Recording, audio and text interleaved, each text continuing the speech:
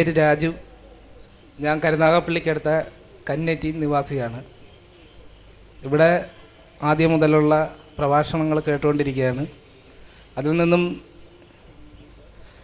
എൻ്റെ ഒരു സംശയത്തിന് നിവാരണം ചെയ്യാൻ വേണ്ടിയാണ്. അതായത് ഇസ്ലാമിൽ ഖബറാരാധന പറഞ്ഞിട്ടുണ്ടോ? അങ്ങനെ പറഞ്ഞിട്ടുണ്ടെങ്കിൽ ഏത് തരത്തിൽ? അങ്ങനെ പറഞ്ഞിട്ടില്ലെങ്കിൽ എന്തുകൊണ്ട് ഇത് വ്യാപകമാകുന്നു? അതിന് രണ്ട് ഉദാഹരണങ്ങൾ. ഞാൻ കരുനാഗപ്പള്ളി നിവാസിയായതുകൊണ്ട് അവിടെ തന്നെ 2 പള്ളികളുണ്ട്. ഇവിടുത്തെ പ്രസംഗത്തിൽ നിന്നും അള്ളാഹുവിനെ അല്ലാതെ മറ്റൊരു ശക്തിയെയും സ്രഷ്ടാവിനെ അല്ലാതെ ആരെയും വിളിക്കരുത് എന്ന് പറയുന്നത് നിത്യം. ഇപ്പം തന്നെ അടുത്ത കാലങ്ങളിലൊക്കെ മരിക്കുന്നവരെ മഹാത്മ്യം പറഞ്ഞുകൊണ്ട് അവരുടെയൊക്കെ കബറുകൾ പ്രദർശിപ്പിച്ച് പള്ളികളിൽ, അതടുത്ത് തന്നെ പ്രശസ്തമായൊരു പള്ളി ഓച്ചിറയിൽ, പിന്നെ കരുനാഗപ്പള്ളി 11 ഷേഖന്മാർക്ക് പള്ളി, പിന്നെ വായാരത്ത് പള്ളി. അതുകൊണ്ട് ഇങ്ങനെ എനിക്കൊരു കൺഫ്യൂഷനുണ്ട്. ഇങ്ങനെ ഒരു ആരാധന ഇസ്ലാമിൽ പറഞ്ഞിട്ടുണ്ടോ? ഉണ്ടെങ്കിൽ ഏത് തരത്തിലാണെന്ന് പറഞ്ഞു തരണം. ഇവിടെ സുഹൃത്ത് രാജു അല്ലേ? രാജു ചോദിച്ചിട്ടുള്ളത് മുസ്ലിം സമൂഹത്തിൽ നിലനിൽക്കുന്ന ഖബർ ആരാധനയുമായി ബന്ധപ്പെട്ട ചോദ്യമാണ്. ഇവിടെ വിഷയാവതരണത്തിൽ വളരെ കൃത്യമായി നമ്മെ പഠിപ്പിച്ചൊരു സത്യമുണ്ട്. പ്രവാചകന്മാർ മുഴുവനും ഒരേപോലെ പഠിപ്പിച്ച അടിസ്ഥാനപരമായ ആദർശം എന്തായിരുന്നു? ആ ആദർശത്തിലേക്കാണ് ഇസ്ലാം, പരിശുദ്ധ ഖുർആൻ മനുഷ്യരെ ക്ഷണിക്കുന്നത്. ഇവിടെ ഉദ്ധരിക്കുകയുണ്ടായി, യാ അയ്യുഹന്നാസ് യഅ്ബുദൂ റബ്ബക്കുമുല്ലദീ ഖലഖക്കും വല്ലദീന മിൻ ഖബ്ലിക്കും ലഅല്ലക്കും തത്തഖൂൻ. മനുഷ്യരെ, നിങ്ങൾ ആരാധിക്കേണ്ടത് നിങ്ങളെയും നിങ്ങളുടെ മുൻഗാമികളെയും സൃഷ്ടിച്ച നിങ്ങളുടെ നാഥന മാത്രമാകുന്നു. എങ്കിലേ നിങ്ങൾ ദോഷബാധയെ സൂക്ഷിച്ച് ദൈവിക മാർഗദർശന പ്രകാരം ജീവിക്കുന്ന മുത്തഖികളായി തീരുകയുള്ളൂ. ആ നാഥൻ ആരാണ്? അല്ലദീ ജഅല ലക്കുമുൽ അർള ഫിറാശൻ വസ്സമാഅ ബിനാഅൻ വഅൻസല മിനസ് സമാഇ മാഅൻ ഫഅഖ്റജ ബിഹി മിനസ് സമറാത്തി റിസ്കൻ ലക്കും ഫലാ തജ്അലൂ ലില്ലാഹി അൻദാദൻ വഅൻതും തഅലമൂൻ. ഈ 2 വചനങ്ങൾ പരിശുദ്ധ ഖുർആനിലെ 2-ാമത്തെ അധ്യായം സൂറത്തുൽ ബഖറയിലെ 21-22 വചനങ്ങളാണ്. ആരാണ് ആ നാഥൻ? അവനാണ് നിങ്ങൾക്ക് ഭൂമിയെ നിങ്ങൾക്ക് വേണ്ടി മെത്തയാക്കി തന്നവൻ, ഉപരിലോകത്തെ നിങ്ങൾക്ക് വേണ്ടി മേൽക്കൂരയാക്കി തന്നവനും അവനാണ്. ആ ഉപരിലോകത്തിൽ നിന്ന് നിങ്ങൾക്ക് ആവശ്യമായ ജലഗണങ്ങളെ ഉറക്കി തന്നവൻ അവനാണ്. ആ ജലഗണങ്ങൾ ഉപയോഗിച്ച് ഭൂമിയിൽ നിന്ന് നിങ്ങൾക്ക് ആവശ്യമായ സസ്യലതാദികളെയും ഫലമൂലാദികളെയും ഉൽപ്പാദിപ്പിച്ചു തന്നവൻ അവനാണ്. അതുകൊണ്ട് നിങ്ങൾ അറിഞ്ഞുകൊണ്ട് അവന് സമന്മാരെ ഉണ്ടാക്കരുത്. നിങ്ങൾ ആരാധിക്കേണ്ടത്, നിങ്ങൾ പ്രാർത്ഥിക്കേണ്ടത്, നിങ്ങൾ നേർച്ച വഴിപാടുകൾ നടത്തേണ്ടത് സൃഷ്ടികർത്താവായ തമ്പുരാന് മാത്രമാകുന്നു. ഇതാണ് ഇസ്ലാം സവിശേഷമായി ലോകത്തിൻ്റെ മുന്നിൽ സമർപ്പിക്കുന്ന അടിസ്ഥാനപരമായ തത്വം. ലോകത്ത് വ്യത്യസ്ത മതദർശനങ്ങളെക്കുറിച്ച് പഠിച്ചാൽ നമുക്ക് മനസ്സിലാക്കുവാൻ സാധിക്കുന്ന ഒരു അടിസ്ഥാനപരമായ യാഥാർത്ഥ്യത്തിലേക്ക് ഇവിടെ ശ്രദ്ധ ക്ഷണിക്കുകയുണ്ടായി. എന്താണത്? ക്രിസ്തു യേശു പഠിപ്പിച്ചത്, യേശു ക്രിസ്തു തൻ്റെ ജീവിതത്തിലൂടെ പഠിപ്പിച്ചത് എൻ്റെ നാഥനായ തമ്പുരാനെ ആരാധിക്കണമെന്നാണ്. നീ നിന്റെ ദൈവമായ കർത്താവിനെ മാത്രം നമസ്കരിച്ച് അവനെ മാത്രം ആരാധിക്കുക എന്ന് യേശു മത്തായിയുടെ സുവിശേഷത്തിലെ 4-ാം അധ്യായത്തിലെ 10-ാമത്തെ വചനത്തിലൂടെ പഠിപ്പിക്കുന്നത് നമ്മൾ ബൈബിളിൽ നിന്ന് വായിക്കുന്നു. ആരാധിക്കേണ്ടത് നിന്റെ നാഥനായ കർത്താവിനെ മാത്രമാണ് എന്ന് പഠിപ്പിച്ച യേശുവിൻ്റെ പാത പ്രവാചകന്മാർ മുഴുവനും പഠിപ്പിച്ച പാതയാണ്. അതേപോലെ തന്നെ ഭാരതത്തിലേക്ക് കടന്നു വന്ന പ്രവാചകന്മാരും പഠിപ്പിച്ചത് ഈ അടിസ്ഥാന ആദർശമാണ്. യജുർവേദത്തിൻ്റെ 40-ാം അധ്യായത്തിലെ 9-ാമത്തെ വചനത്തിൽ നമ്മൾ വായിക്കുന്നത് ഇതേ കാര്യം തന്നെ ഈശാവാസ്യോപനിഷത്തിലെ 12-ാമത്തെ ശ്ലോകത്തിലും ആവർത്തിക്കപ്പെട്ടിട്ടുണ്ട്. എന്താണ്? അന്തം തമഹ പ്രവിശന്തിയെ സംഭൂതി മുഭാസതേ തതോ ഭൂയ ഇവതേ തമോ യഉ സംഭൂതിയാം രഥഃ എന്ന്. അന്ധകാരത്തിലാണ്, നരകത്തിലാണ് പതിക്കാൻ പോകുന്നത്. ആരാണ്? ദേവപിതൃമാനവാദികളെ, നശ്വരങ്ങളാകുന്ന, നശിച്ചു പോകുന്ന, ജനിക്കുകയോ മരിക്കുകയോ ചെയ്യുന്ന വസ്തുക്കളെ ആരാധിക്കുന്നവർ, ഉപാസിക്കുന്നവർ ഘോരമായ അന്ധകാരത്തിൽ, നരകത്തിലാണ് പതിക്കാൻ പോകുന്നത്. മറിച്ച് ആരാധിക്കേണ്ടത് അനശ്വരനായ പരമാത്മാവിനെയാണ്. ഇതെല്ലാം വ്യക്തമാക്കുന്നത് ലോകത്തിൻ്റെ വ്യത്യസ്തങ്ങളായ ഭാഗങ്ങളിലേക്ക് കടന്നു വന്ന പ്രവാചകന്മാർ മുഴുവനും പഠിപ്പിച്ചത് സർവേശ്വരനായ തമ്പുരാനെ മാത്രം ആരാധിക്കണമെന്ന ആശയമാണ്. ഖുർആനും പറയുന്നു സർവേശ്വരനായ തമ്പുരാനെ മാത്രം, അള്ളാഹുവിനെ മാത്രം ആരാധിക്കണമെന്ന ആശയം പഠിപ്പിച്ചുകൊണ്ടല്ലാതെ ലോകത്തൊരു പ്രവാചകനെയും അയച്ചിട്ടില്ല എന്ന്. പിന്നെ എന്തുകൊണ്ട് വ്യത്യസ്ത മതസമൂഹങ്ങൾ ഉണ്ടായി എന്ന ചോദ്യത്തിന് ഉത്തരം, ഏതൊരു ആശയത്തിലേക്കാണോ പ്രവാചകന്മാർ മനുഷ്യരെ ക്ഷണിച്ചത്, ആ ആശയത്തിൽ നിന്ന് വ്യതിചലിച്ച് ആ പ്രവാചകന്മാരെ തന്നെ, പുണ്യപുരുഷന്മാരെ തന്നെ ആരാധിക്കുന്ന, വിളിച്ചു പ്രാർത്ഥിക്കുന്ന സമ്പ്രദായം ആ സമൂഹത്തിൽ ഉണ്ടായി എന്ന്, അങ്ങനെയാണ് ആ സമൂഹങ്ങൾ വ്യത്യസ്ത മതസമൂഹങ്ങളായി മാറിയത്. യഥാർത്ഥത്തിൽ നിങ്ങൾ മതങ്ങളുടെ ചരിത്രമെടുത്താൽ ഒരൊറ്റ പ്രവാചകനും തങ്ങളുടെ പേരിലോ തങ്ങളുടെ സമുദായത്തിൻ്റെ പേരിലോ തങ്ങളുടെ പ്രദേശത്തിൻ്റെ പേരിലോ മതം സ്ഥാപിച്ചതായി നമുക്ക് കാണാൻ കഴിയില്ല. അപ്പോൾ മുൻപുള്ള പ്രവാചകന്മാരുടെ മുഴുവനും സമുദായങ്ങൾ ഏതൊരു ആദർശം പഠിപ്പിക്കപ്പെട്ടുവോ ആ ആദർശം പഠിപ്പിക്കപ്പെട്ട ആദർശത്തിന് വിരുദ്ധമായി പ്രവാചകന്മാരെ തന്നെ ആരാധിക്കുവാൻ, അവരെ തന്നെ വിളിച്ചു പ്രാർത്ഥിക്കുവാൻ ആരംഭിച്ചപ്പോൾ ആ പ്രവാചകന്മാർ പഠിപ്പിച്ച തത്വത്തിന് വിരുദ്ധമായി വ്യത്യസ്ത മതസമൂഹങ്ങൾ ഉണ്ടായിത്തീർന്നു. അതുകൊണ്ട് തന്നെ മുഹമ്മദ് റസൂലുള്ളാഹി സ്വല്ലല്ലാഹു അലൈഹി വസല്ലം ഇസ്ലാമിനെ പൂർത്തീകരിച്ചുകൊണ്ട് കടന്നു വന്ന അന്തിമ പ്രവാചകൻ, സൃഷ്ടിപൂജ അന്തിമ പ്രവാചകന്റെ അനുയായികളിൽ ഒരിക്കലും കടന്നു വരാൻ സാധ്യമല്ലാത്ത വിധം കൃത്യമായി വ്യക്തമായി കാര്യങ്ങൾ പഠിപ്പിക്കുകയും അതിനനുസൃതമായി സമൂഹത്തെ പരിശീലിപ്പിക്കുകയും ചെയ്തു. ഒരു മുസ്ലിം ദിവസേന 17 തവണ ഏറ്റവും ചുരുങ്ങിയത് നിർബന്ധമായും ആവർത്തിച്ച് നെഞ്ചിൽ കൈവച്ചുകൊണ്ട് പടച്ച തമ്പുരാന്റെ മുന്നിൽ നിന്ന് പ്രതിജ്ഞയെടുക്കണം, ഇയ്യാക നഅ്ബുദു വ ഇയ്യാക നസ്തഈൻ, നിന്നെ മാത്രം ഞങ്ങൾ ആരാധിക്കുന്നു, നിന്നോട് മാത്രം ഞങ്ങൾ സഹായം തേടുന്നു എന്ന്. ഇത് നിർബന്ധമായും ഒരു മുസ്ലിം, അയാൾ മുസ്ലിമാണെങ്കിൽ 17 തവണ നിർബന്ധമായും അയാൾ ആവർത്തിച്ച് സർവേശ്വരനായ തമ്പുരാന്റെ മുന്നിൽ എടുക്കേണ്ട പ്രതിജ്ഞയാണ്. എന്താണ് ഈ പ്രതിജ്ഞയുടെ അർത്ഥം? സർവേശ്വരനായ തമ്പുരാനെ നിന്നെ മാത്രമാണ് ഞങ്ങൾ ആരാധിക്കുന്നത്. എന്താണ് ഈ ആരാധന? എന്താണ് ഈ ആരാധന? പ്രവാചകൻ സല്ലല്ലാഹു അലൈഹി വസല്ലമയാണല്ലോ എന്താണ് പരിശുദ്ധ ഖുർആൻ പഠിപ്പിക്കുന്നത് എന്ന് നമുക്ക് പറഞ്ഞു തരേണ്ടത്.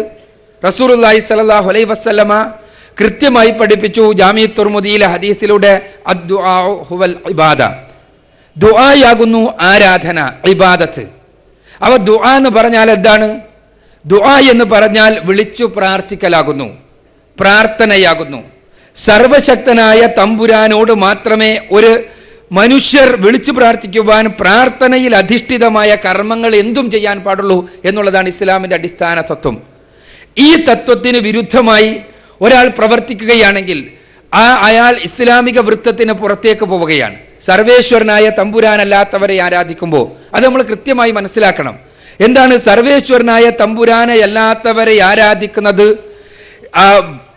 അത് ആരെ ആരാധിക്കുന്നു എന്ന പ്രശ്നമില്ല, ആരെ ആരാധിക്കുന്നു എന്ന പ്രശ്നമില്ലാതെ ഇസ്ലാമിക വൃത്തത്തിന് പുറത്തു പോകുന്ന പ്രവർത്തനമാണ് എന്താണ് ഇസ്ലാം, പ്രവാചകൻ സല്ലല്ലാഹു അലൈഹി വസല്ലമ, പരിശുദ്ധ ഖുർആൻ നമ്മെ പഠിപ്പിച്ചിട്ടുള്ളത്.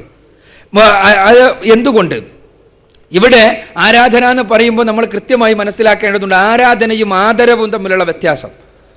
ആരാധന എന്ന് ആരാധിക്കുവാൻ പാടില്ല സർവശക്തനായ തമ്പുരാനല്ലാത്തവരെ എന്ന് പറയുമ്പോൾ ആദരിക്കുവാൻ, ആരെയും ആദരിക്കുവാൻ പാടില്ല എന്നല്ല പറഞ്ഞതിനർത്ഥം. സർവശക്തനായ തമ്പുരാനല്ലാത്തവരെ ആരാധിക്കുവാൻ പാടില്ല എന്ന് പറയുമ്പോൾ സർവശക്തനായ തമ്പുരാനല്ലാത്ത ആരെയും ആദരിക്കുവാനോ ബഹുമാനിക്കുവാനോ അവരുടെ മാർഗമനുസരിച്ചുകൊണ്ട് ജീവിക്കുവാനോ പാടില്ല എന്നല്ല അർത്ഥം. മറിച്ച് ആ കൃത്യമായ വ്യത്യാസം നമ്മൾ മനസ്സിലാക്കേണ്ടതുണ്ട്. ഒരു മനുഷ്യൻ അയാൾ ശ്രീരാമനെ ആദരിക്കുമ്പോൾ മുസ്ലിമാണ്, ശ്രീരാമനെ ആദരിക്കുമ്പോൾ മുസ്ലിമാണ്, ശ്രീകൃഷ്ണനെ ആദരിക്കുമ്പോൾ മുസ്ലിമാണ്. പക്ഷേ ശ്രീരാമനെയും ശ്രീകൃഷ്ണനെയും ആരാധിക്കുവാൻ ആരംഭിക്കുമ്പോൾ അയാൾ ഇസ്ലാമിക വൃത്തത്തിൽ നിന്ന് പുറത്തു പോകുന്നു. അതേപോലെ തന്നെ ഒരാൾ ക്രിസ്തു യേശുവിനെ ആദരിക്കുമ്പോൾ മുസ്ലിമാണ്, അദ്ദേഹത്തെ ബഹുമാനിക്കുമ്പോൾ മുസ്ലിമാണ്. എന്നാൽ അദ്ദേഹത്തെ ആരാധിക്കുവാൻ ആരംഭിക്കുമ്പോൾ ഇസ്ലാമിക വൃത്തത്തിൽ നിന്ന് പുറത്തു പോകുന്നു. ഇതേപോലെ തന്നെയാണ് മുഹമ്മദ് റസൂലുള്ളാഹി സ്വല്ലല്ലാഹു അലൈഹി വസല്ലമയും. റസൂലുള്ളാഹി സ്വല്ലല്ലാഹു അലൈഹി വസല്ലമയെ ആദരിക്കുമ്പോൾ, അദ്ദേഹത്തെ ബഹുമാനിക്കുമ്പോൾ, അദ്ദേഹത്തെ പിന്തുടരുമ്പോൾ, അദ്ദേഹത്തിൻ്റെ ജീവിതത്തെ സമ്പൂർണമായി സ്വന്തം ജീവിതത്തിലേക്ക് സന്നിവേശിപ്പിക്കുമ്പോൾ ഒരാൾ മുസ്ലിമാണ്. അതേസമയം അദ്ദേഹത്തെ ആരാധിക്കുവാൻ ആരംഭിക്കുമ്പോൾ അയാൾ ഇസ്ലാമിക വൃത്തത്തിൽ നിന്ന് പുറത്തു പോകുന്നു. ഈ ആദരവും ആരാധനയും തമ്മിലുള്ള വ്യത്യാസം കൃത്യമായി റസൂലുള്ളാഹി സ്വല്ലല്ലാഹു അലൈഹി വസല്ലം നമ്മളെ പഠിപ്പിച്ചു തരികയും ചെയ്തു. ഈ ചോദ്യത്തിൻ്റെ ഉത്തരം എന്നുള്ള രൂപത്തിൽ തന്നെയാണ് ഞാൻ പറയുന്നത്. എന്താണ് ആ വ്യത്യാസം?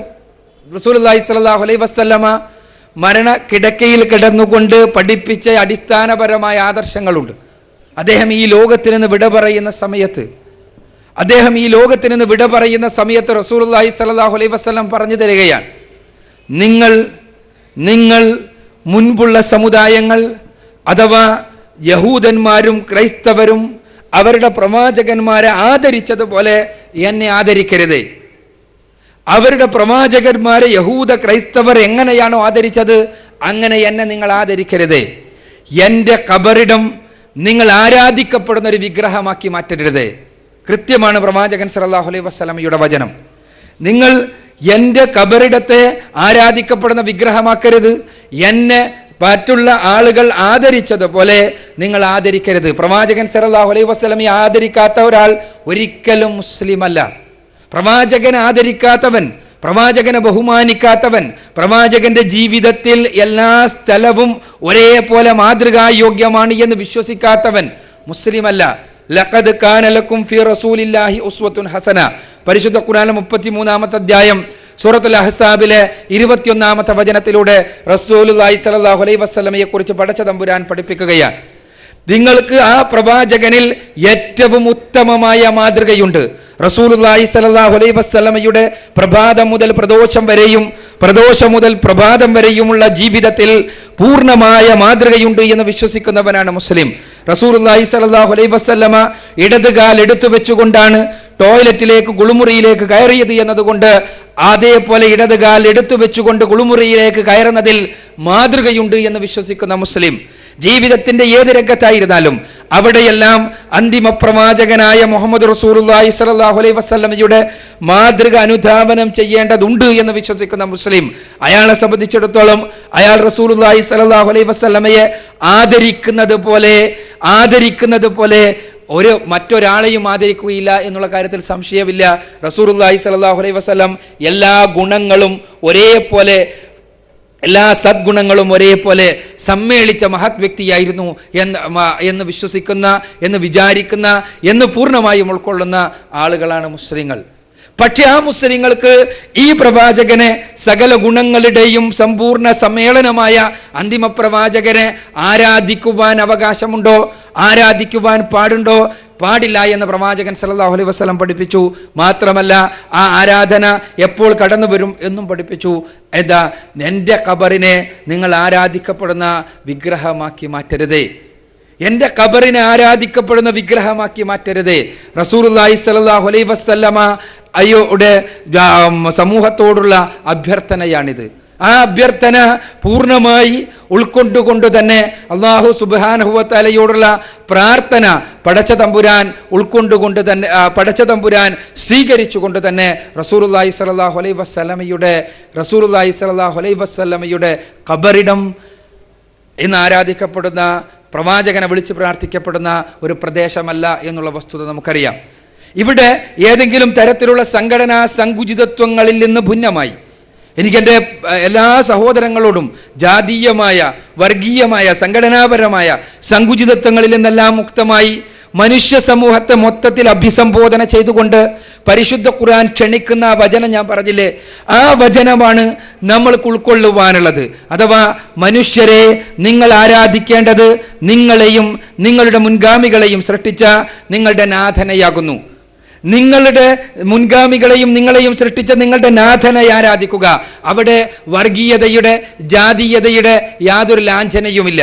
എല്ലാവരും അവനവൻ്റെ ദൈവത്തെക്കുറിച്ച്, അവനവൻ്റെ പുണ്യപുരുഷനെക്കുറിച്ച്, അവനവൻ്റെ വിഗ്രഹത്തെക്കുറിച്ച്, ശവകുടീരത്തെക്കുറിച്ച് വലിയ വർത്തമാനങ്ങൾ പറയുകയും അവിടുത്തെ അത്ഭുത സിദ്ധികളെക്കുറിച്ച് തർക്കിക്കുകയും അവിടെയാണ് പോകേണ്ടത്, ഇവിടെയാണ് പോകേണ്ടത്, അവിടെ നിന്നാണ് കാര്യം കിട്ടുക, അവിടെ നിന്നാണ് രോഗശാന്തി ഉണ്ടാവുക എന്നെല്ലാം പറഞ്ഞ് തർക്കിക്കുമ്പോൾ ഇസ്ലാം പരിശുദ്ധ ഖുർആൻ ക്ഷണിക്കുന്നത് ഏതെങ്കിലും വിഗ്രഹത്തിൽ നിന്ന് മറ്റൊരു വിഗ്രഹത്തിലേക്കല്ല, ശവകുടീരത്തിൽ നിന്ന് മറ്റൊരു ശവകുടീരത്തിലേക്കല്ല, വ്യാജദൈവത്തിൽ നിന്ന് മറ്റൊരു വ്യാജ ദൈവത്തിലേക്കല്ല, മറിച്ച് സകലതിനെയും നിഷ്കാസനം ചെയ്ത് നിന്റെ നാഥനായ നിന്റെ തമ്പുരാനെ, അവനെ നിന്റെ ഹൃദയത്തിലേക്ക് കുടിയിരുത്തുക എന്നാണ്.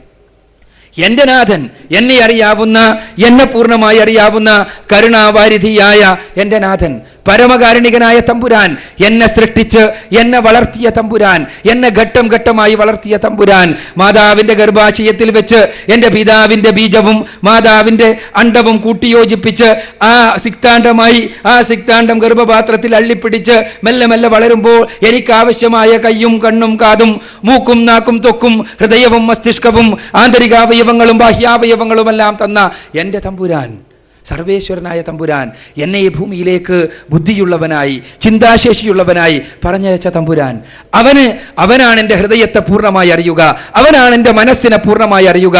എൻ്റെ മനസ്സിനകത്ത് ഞാൻ വെച്ചിട്ടുള്ള എൻ്റെ രഹസ്യങ്ങളെയും പരസ്യങ്ങളെയും അറിയുക അവനാണ്. അതുകൊണ്ട് തന്നെ എൻ്റെ ഹൃദയത്തിൻ്റെ നാഥനായി, എൻ്റെ മനസ്സിൻ്റെ നാഥനായി, എൻ്റെ പ്രാർത്ഥനകളുടെ നാഥനായി, എൻ്റെ സഹായാർത്ഥനകളുടെ നാഥനായി അവനെ സ്വീകരിക്കുക, അവനെ മാത്രം സ്വീകരിക്കുക എന്ന അതിസുന്ദരമായ ആശയമാണ് സഹോദരന്മാരെ ഇസ്ലാമിന് ലോകത്തുള്ള മുഴുവൻ മനുഷ്യ സമൂഹത്തിൻ്റെയും മുന്നിൽ സമർപ്പിക്കുവാനുള്ളത്. ആ ആദർശത്തിൽ നിന്ന് മുസ്ലിങ്ങൾ വ്യതിചലിച്ചാൽ അവർ വ്യതിചലിച്ചു എന്ന് പറയാൻ മാത്രമേ നിർവാഹമുള്ളൂ. അത് ഒരു ജാതിക്കാരായതുകൊണ്ട്, ഒരു വിഭാഗക്കാരായതുകൊണ്ട് അത് അവർ ചെയ്യുന്ന തെറ്റുകൾ ശരിയായി തീരുകയില്ലല്ലോ. അതുകൊണ്ട് തന്നെ ആരായിരുന്നാലും, ഇതേപോലെയുള്ള സുഹൃത്തുക്കൾ, രാജുവിനെ പോലെയുള്ള സുഹൃത്തുക്കൾ, അദ്ദേഹത്തെ ഞാൻ ആദ്യമായി കാണുകയാണ്. അദ്ദേഹത്തെ പോലെയുള്ള സുഹൃത്തുക്കൾ കേരളത്തിന്റെ വ്യത്യസ്തങ്ങളായ ഭാഗങ്ങളിൽ ഇതേപോലെ നിച്ച് ഓഫ് ട്രൂത്തിന്റെ പരിപാടികൾ സംഘടിപ്പിക്കുമ്പോൾ എഴുന്നേറ്റ് നിന്ന് ചോദിക്കുന്നു, ഇതാ ഏകനായ സ്രഷ്ടാവിനെ മാത്രം ആരാധിക്കണമെന്ന അതിസുന്ദരമായ ആശയത്തിലേക്ക് നിങ്ങൾ ക്ഷണിക്കുമ്പോൾ, നിങ്ങൾ വിഗ്രഹാരാധനക്കെതിരെ പറയുമ്പോൾ, നിങ്ങൾ ശവകുടീരാരാധനക്കെതിരെ പറയുമ്പോൾ, ഞങ്ങൾ വിഗ്രഹങ്ങളെ ആരാധിക്കുമ്പോൾ നിങ്ങളുടെ ആളുകൾ ശവകുടീരങ്ങൾക്ക് മുന്നിൽ പോയി ഞങ്ങൾ ചെയ്യുന്നതിൽ നിന്ന് വ്യത്യസ്തമായ യാതൊന്നും ചെയ്യുന്നത് ഞങ്ങൾക്ക് കാണാൻ കഴിയുന്നില്ലല്ലോ എന്ന് ചോദിക്കുമ്പോൾ, സത്യത്തിൽ പ്രമാണങ്ങളുടെ അടിസ്ഥാനത്തിൽ ഇസ്ലാമിനെ സമർപ്പിക്കണമെന്ന് ആഗ്രഹിക്കുന്നവർക്ക് ഉത്തരം മുട്ടിപ്പോകുന്നു എന്നതൊരു വസ്തുതയുണ്ട്. അതുകൊണ്ട് തന്നെ എൻ്റെ രാജുവിനെ പോലെയുള്ള സുഹൃത്തുക്കളോട് പറയാനുള്ളത്, ഇസ്ലാമിന്റെ പ്രമാണങ്ങളിൽ നിന്ന് മനസ്സിലാക്കണമേ. മുസ്ലിങ്ങൾ എന്ന് പറയുന്നവരുടെ, അത് ഞാനടക്കമുള്ള ആളുകളെ കുറിച്ച് നിങ്ങൾ ചിന്തിച്ചോളൂ, അവരുടെ ചെയ്തികളിൽ നിന്ന് മനസ്സിലാക്കരുത് എന്നാണ്. ചുരുക്കത്തിൽ ഒരു തെറ്റ് അത് മുസ്ലിം ചെയ്താലും ഹിന്ദു ചെയ്താലും ക്രിസ്ത്യാനി ചെയ്താലും എല്ലാം തെറ്റ് തന്നെയാണ്. ഇസ്ലാമിന്റെ വീക്ഷണത്തിൽ ഏറ്റവും അടിസ്ഥാനപരമായി മനുഷ്യർക്കുള്ള ബാധ്യത സർവേശ്വരനായ തമ്പുരാനോടുള്ള ബാധ്യതയാണ്. ആ ബാധ്യത എന്താണ്? അവനെ മാത്രം ആരാധിക്കുക എന്ന ബാധ്യതയാണ്. ആ ബാധ്യത നിർവഹിക്കുന്നതിൽ നിന്ന് പിന്നോട്ട് പോയാൽ, അവനെ മാത്രം ആരാധിക്കുക, അവനെ മാത്രം വിളിച്ചു പ്രാർത്ഥിക്കുക എന്ന ബാധ്യതയിൽ നിന്ന് പിന്നോട്ട് പോയാൽ അത് ആര് ചെയ്താലും തെറ്റ് തന്നെയാണ്. ചുരുക്കത്തിൽ ശവകുടീരങ്ങളുമായി ബന്ധപ്പെട്ട ആരാധനകൾ, ആ ശവകുടീരങ്ങളിൽ അന്തിയുറങ്ങുന്ന ആളുകളെ വിളിച്ചു പ്രാർത്ഥിച്ചുകൊണ്ടുള്ള ആരാധനകൾ ഇസ്ലാമിൻ്റെ അന്തസ്സത്തയുമായി നിരക്കുന്നതല്ല എന്നാണ് എനിക്ക് രാജുവിനെ പോലെയുള്ള സുഹൃത്തുക്കളോട് വിനീതമായി സൂചിപ്പിക്കുവാനുള്ളത്. പഠിക്കാൻ, മനസ്സിലാക്കാൻ അത്തരം ആളുകൾ സന്നദ്ധമാകണം എന്ന് അഭ്യർത്ഥിക്കുകയാണ്. ഞാൻ ആഗ്രഹിച്ച പോലെ തന്നെ എൻ്റെ മനസ്സിൻ്റെ സംശയത്തിന് നിവാരണം വരുത്തിയ അദ്ദേഹത്തിന് നന്ദിയുണ്ട്. പിന്നെ എന്നോടൊരു ഇസ്ലാമിക മതപണ്ഡിതൻ സ്വകാര്യ സംഭാഷണത്തിൽ പറഞ്ഞു, മക്കയിൽ അജുറൽ അസബത്ത് എന്ന് പറഞ്ഞ ഒരു കറുത്ത കല്ല് സ്ഥാപിച്ചിട്ടുണ്ട്. അതുകൊണ്ട് അതെൻ്റെ ചോദിക്കാനുള്ള കാരണമുണ്ട്. എൻ്റെ ഒരു സുഹൃത്ത് പറഞ്ഞ് മുഹമ്മദിനെ, അത് മുസൽമാനായ ഒരു സുഹൃത്താണ് പറഞ്ഞ മുഹമ്മദിൻ്റെ കബറിടമാണ് അവിടെ. കാരണം ഞാൻ നോക്കുമ്പോൾ ഒരു പടത്തിൽ ഇങ്ങനെ എന്തോ വളച്ചു വെച്ചിരിക്കുന്നതെന്ന് തോന്നി. എനിക്ക് പൊതുവേ ഇതിനെക്കുറിച്ച് അറിയാനുള്ള ആഗ്രഹം കൊണ്ടാണ് ഞാൻ ചോദിച്ചത്. അന്നേരം കുളത്തൂപ്പുഴ വെച്ചൊരു ഇസ്ലാം പണ്ഡിതനോട് ചോദിച്ചപ്പോൾ അത് രഹസ്യമായിട്ട് പറഞ്ഞ്, രാജ്യത്ത് രഹസ്യമായിട്ട് ഇരുന്നോട്ടെ, ഇങ്ങനെ ഒരു കാര്യമാണ്, അങ്ങനെ ഒരു കാര്യമുണ്ടോ, അതിൻ്റെ അടിസ്ഥാന തത്വം എന്താണെന്ന് മനസ്സിലാക്കി തരണമെന്ന് ശ്രദ്ധിക്കുന്നു. ഇസ്ലാമിനെ കുറിച്ച് പറഞ്ഞു കൊടുക്കേണ്ടതൊക്കെ പറഞ്ഞു കൊടുക്കില്ല, കൊടുക്കണത് അഥവാ പറഞ്ഞു കൊടുക്കുകയാണെങ്കിൽ തന്നെ അബദ്ധം പറഞ്ഞു കൊടുക്കുള്ളൂ എന്നുള്ള രൂപത്തിലാണ് നമ്മൾ. ഇത് ഞാൻ ആരെങ്കിലും കുറ്റം പറയാൻ വേണ്ടി പറഞ്ഞതല്ല, നമ്മളെല്ലാവരും ചിന്തിക്കേണ്ട ഒരു കാര്യമാണ്. കഅബാലയത്തിനകത്ത് ആരുടെയും ഖബറിടമില്ല എന്നുള്ളത് ഏതൊരു സാധാ മുസ്ലിമിനും അറിയുന്ന കാര്യമാണ്. മക്കയിൽ കഅബാലയത്തിനകത്ത് ഒരാളുടെയും ഖബറിടില്ല, ഒരു വിഗ്രഹമില്ല, ഒരു ശവകുടീരമില്ല, അവിടെ യാതൊന്നുമില്ല. അവിടുത്തെ പ്രത്യേകത എന്താണെന്ന് വെച്ചാൽ സർവശക്തനായ തമ്പുരാനെ മാത്രം ആരാധിക്കുവാൻ വേണ്ടി ഭൂമിയിൽ ആദ്യമായി നിർമ്മിക്കപ്പെട്ട ഭവനമാണത്. ഭൂമിയിൽ ആദ്യമായി നിർമ്മിക്കപ്പെട്ട ഭവനം, ഇതാണ് കഅബാലയത്തിൻ്റെ സവിശേഷത.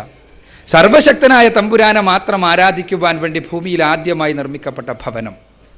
ആ കഅബാലയത്തെ ആരെങ്കിലും ആരാധിക്കുന്നുണ്ടോ?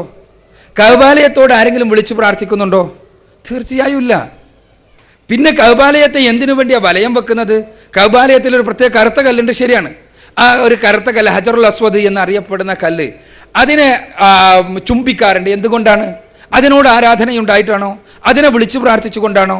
തീർച്ചയായും അല്ല. നമ്മൾ മനസ്സിലാക്കേണ്ടതുണ്ട്. പലപ്പോഴും ഇസ്ലാമിനെ തെറ്റിദ്ധരിപ്പിക്കുവാൻ ആഗ്രഹിക്കുന്ന ആളുകൾ, ഇസ്ലാം വിരുദ്ധരായ ആളുകൾ, അവർ ഈ കഅബാലയത്തിലുള്ള ഹജ്ജുമായി ബന്ധപ്പെട്ട ഈ തവാഫും അവിടെയുള്ള പ്രദക്ഷിണവും അതേപോലെ തന്നെ ആ കറുത്ത കല്ലുമായി ബന്ധപ്പെട്ട ചുംബനവുമെല്ലാം തെറ്റിദ്ധരിപ്പിച്ചുകൊണ്ട് ഇസ്ലാമും വിഗ്രഹാരാധനയെ അനുവദിക്കുന്നുണ്ട് എന്ന് വരുത്തി തീർക്കാൻ വേണ്ടി ശ്രമിക്കാറുണ്ട്. ഒന്നാമതായി നമ്മൾ മനസ്സിലാക്കേണ്ടത്, ഇസ്ലാം വിഗ്രഹാരാധനയെ അല്ല വെറുക്കുന്നത്, ശവകുടീരാരാധനയെ അല്ല വെറുക്കുന്നത്, മറിച്ച് സൃഷ്ടിപൂജയെയാണ്. വിഗ്രഹം സൃഷ്ടിയാണ്, ശവകുടീരം സൃഷ്ടിയാണ്, പുണ്യാത്മാക്കൾ സൃഷ്ടിയാണ്, പ്രവാചകന്മാർ സൃഷ്ടിയാണ്, മാലാഖമാർ സൃഷ്ടിയാണ്, ചെകുത്താന്മാർ സൃഷ്ടിയാണ്, എല്ലാം സൃഷ്ടികളാണ്. സൃഷ്ടികളെ ഒന്നിനെയും ആരാധിക്കാൻ പാടില്ല എന്നുള്ളതാണ് ഇസ്ലാമിൻ്റെ തത്വം. അതിലൊന്നാണ് വിഗ്രഹാരാധന, അതിൽ മറ്റൊന്നാണ് ശവകുടീരാരാധന, അതിൽ വേറൊന്നാണ് പുണ്യപുരുഷന്മാരെ ആരാധിക്കുക എന്നുള്ളത്. എന്തിനെയായിരുന്നാലും സൃഷ്ടികളെ ആരാധിക്കുവാൻ പാടില്ല എന്നുള്ളതാണ് ഇസ്ലാമിൻ്റെ അടിസ്ഥാന തത്വം. എന്നാൽ സർവശക്തനായ തമ്പുരാനെ ആരാധിക്കണം. എങ്ങനെ ആരാധിക്കണം? അവൻ പഠിപ്പിച്ചതുപോലെ ആരാധിക്കണം. അവൻ എങ്ങനെ ആരാധിക്കണമെന്ന് പഠിപ്പിച്ചുവോ അതേപോലെ ആരാധിക്കണം എന്നുള്ളതാണ് ഇസ്ലാമിൻ്റെ തത്വം. അപ്പോൾ അതിന് നിമിത്തമാകുന്ന ചില കാര്യങ്ങൾ ഉണ്ടാകും. അതിൽ ആരാധനകളുണ്ടോ? ഇപ്പോൾ ഉദാഹരണത്തിന് ഞാൻ പറഞ്ഞല്ലോ, മുസ്ലിങ്ങൾ നിർബന്ധമായും ഒരു ദിവസം 5 നേരം നമസ്കരിക്കേണ്ടതുണ്ട്. 5 നേരം നമസ്കരിക്കുമ്പോൾ 34 തവണ നിർബന്ധമായും ഭൂമിയിൽ സാഷ്ടാംഗം നമിക്കേണ്ടതുണ്ട്. ഭൂമിയിൽ അല്ലെങ്കിൽ നിലത്ത് സാഷ്ടാംഗം നമിക്കണം. 8 അംഗങ്ങളും വെച്ചുകൊണ്ട് നിങ്ങൾക്കറിയാലോ സുജൂദ് ചെയ്യേണ്ടതുണ്ട്. ഇത് ഭൂമിയിലാണ്, നിലത്താണെന്നുള്ളതുകൊണ്ട് ഭൂമി ദേവിയെ ആരാധിക്കുന്നതാണോ? അത് അല്ല. സർവശക്തനായ തമ്പുരാനെയാണ് ആരാധിക്കുന്നത്. പക്ഷേ ഭൂമിയിൽ സാഷ്ടാംഗം നമിക്കുന്നത് എന്തുകൊണ്ടാണ്? സർവശക്തനായ തമ്പുരാൻ പറഞ്ഞു ഭൂമിയിൽ സാഷ്ടാംഗം നമിക്കണമെന്ന്, നിലത്ത് ഈ 8 അംഗങ്ങളും വെക്കണമെന്ന്. അതുകൊണ്ട് തന്നെ അതെങ്ങനെ ചെയ്യുന്നു? സർവശക്തനായ തമ്പുരാനോടുള്ള ആരാധനയാണ്. അവൻ പറഞ്ഞു എന്നതുകൊണ്ട് അവൻ്റെ കൽപ്പന ശിരസ വഹിക്കുന്നു എന്ന് മാത്രം. ഇതേപോലെ തന്നെയാണ് ഓരോ കർമ്മങ്ങളും. ഇസ്ലാമിൻ്റെ ഓരോ കർമ്മങ്ങളും ഈ സമർപ്പണത്തിൻ്റെ നിദർശനങ്ങളാണ്. എന്താ? സക്കാത്ത്, നമ്മൾ സമ്പാദിച്ച സ്വത്ത് അതിൽ നിന്ന് ഇത്ര ശതമാനം കൊല്ലത്തിൽ കണക്ക് നോക്കി കൊടുക്കണം എന്ന് പറയാണ്. എടുത്തു കൊടുക്കുകയാണ്. കൊടുക്കുന്നത് എന്തുകൊണ്ടാ? കൊടുക്കുന്നത് ഈ കൊടുക്കുന്ന തൊഴിലാളിയോടോ അല്ലെങ്കിൽ പാവപ്പെട്ടവനോടോ ഉള്ള ആരാധനയാണോ? അയാളുടെ പ്രയാസങ്ങളിൽ നമുക്ക് പ്രയാസമുണ്ട്, പക്ഷേ അയാളോട് ഒരല്പം പോലും ആരാധനയില്ല. എന്താണ്? ഈ സമ്പത്ത് കൊടുക്കുന്നത് സർവശക്തനായ തമ്പുരാൻ പറഞ്ഞു എന്നതുകൊണ്ട് ചെയ്യുന്നു. ഇതേപോലെ തന്നെ വ്രതമനുഷ്ഠിക്കുമ്പോൾ എന്താ ചെയ്യുന്നത്? സർവശക്തനായ തമ്പുരാൻ പറഞ്ഞു എന്നുള്ളതുകൊണ്ട് ചെയ്യുന്നു. ഇതേപോലെ സർവശക്തനായ തമ്പുരാന്റെ കൽപ്പനയാണ് ഈ ഭൂമിയിൽ ആദ്യമായി സർവേശ്വരനായ തമ്പുരാനെ പ്രാർത്ഥിക്കുവാൻ വേണ്ടി, അവനെ മാത്രം ആരാധിക്കുവാൻ വേണ്ടി നിർമ്മിക്കപ്പെട്ട മന്ദിരത്തിലേക്ക് നിങ്ങൾ ജീവിതത്തിൽ ഒരിക്കലെങ്കിലും തീർത്ഥാടനം നടത്തണം, ഹജ്ജ് നടത്തണം എന്നുള്ളത്. ആ തീർത്ഥാടനത്തിന്റെ ഭാഗമായുള്ള കർമ്മങ്ങൾ ആരാ പഠിപ്പിച്ചത്? സർവശക്തനായ തമ്പുരാൻ പഠിപ്പിച്ചു. എങ്ങനെ പഠിപ്പിച്ചു? സർവശക്തനായ തമ്പുരാൻ അന്തിമ പ്രവാചകനിലൂടെ പഠിപ്പിച്ചു. ആ കർമ്മങ്ങൾ അദ്ദേഹം ചെയ്തതുപോലെ, സർവശക്തനായ തമ്പുരാൻ പഠിപ്പിച്ചതുപോലെ ചെയ്യുന്നു എന്ന് മാത്രം. അതിനോടുള്ള ആരാധന ഒരു തലത്തിലുമില്ല. ഈ കഅബാലയത്തെ തവാഫ് ചെയ്യുമ്പോൾ, അതിനെ പ്രദക്ഷിണം വെക്കുമ്പോൾ ആരും കഅബാലയത്തെ വിളിച്ച് പ്രാർത്ഥിക്കുന്നില്ല, കഅബാലയത്തെ ആരാധിക്കുന്നില്ല. മറിച്ച് സർവശക്തനായ തമ്പുരാനെ ആരാധിക്കുന്നു. അവൻ പറഞ്ഞതുകൊണ്ട് പ്രദക്ഷിണം വെക്കുന്നു. 7 തവണ പ്രദക്ഷിണം വെക്കണം, 8 തവണയാകൂല, 7.5 തവണയാകൂല, 6 തവണയും പറ്റൂല. എന്തേ കാരണം? അവൻ 7 പറഞ്ഞത് 7. ഇവിടെ എന്തുകൊണ്ട് ഹജറുൽ അസ്വദിനെ ചുംബിക്കുന്നു? ഹജറുൽ അസ്വദിൽ ദൈവം കുടിയിരുത്തപ്പെട്ടത് കൊണ്ടാണോ? ആ ഹജറുൽ അസ്വദിന് എന്തെങ്കിലും നന്മയോ തിന്മയോ ചെയ്യാൻ കഴിയുന്ന വിചാരം കൊണ്ടാണോ? തീർച്ചയായുമല്ല. പ്രവാചകൻ അങ്ങനെ ചെയ്തു, അതുകൊണ്ട് ചെയ്യുന്നു. 2ാം ഖലീഫ ഉമർ റളിയല്ലാഹു അൻഹു ഹജറുൽ അസ്വദ് ചുംബിച്ചുകൊണ്ട് പറഞ്ഞു, നിനക്ക് ശിലയെ നിനക്കൊരു ഗുണമോ ദോഷമോ ചെയ്യാൻ സാധ്യമല്ല എന്നെനിക്ക് കൃത്യമായി അറിയാം. നിന്നെ ഞാൻ എന്തുകൊണ്ട് ചുംബിക്കുന്നു എന്ന് വെച്ചാൽ പ്രവാചകൻ സല്ലല്ലാഹു അലൈഹി വസല്ലമ നിന്നെ ചുംബിക്കുന്നതായി ഞാൻ കണ്ടു. അതുകൊണ്ട് റസൂലുള്ളാഹി സ്വല്ലല്ലാഹു അലൈഹി വസല്ലം എന്തുകൊണ്ട് ചുംബിച്ചു?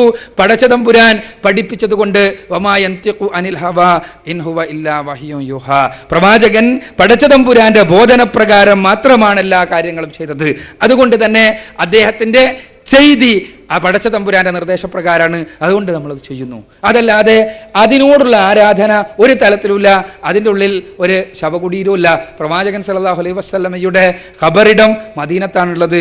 ആ മദീനത്തെ ഖബറിടം സന്ദർശിക്കും എന്നുള്ളത് ഒഴിച്ചു നിർത്തിയാൽ അതിനെ ആരാധിക്കുന്ന, അതിനോട് വിളിച്ചു പ്രാർത്ഥിക്കുന്ന ഒരു കർമ്മവും മുസ്ലിങ്ങൾ ചെയ്യാൻ പാടില്ല, ചെയ്യുന്നുമില്ല എന്നുള്ളതാണ് സത്യം.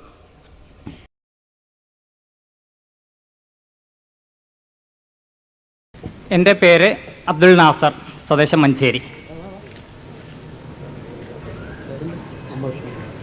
എൻ്റെ ചോദ്യം നേരത്തെ സൂചിപ്പിച്ച അടിമ സ്ത്രീയെ സംബന്ധിച്ചത് മാത്രമാണ്.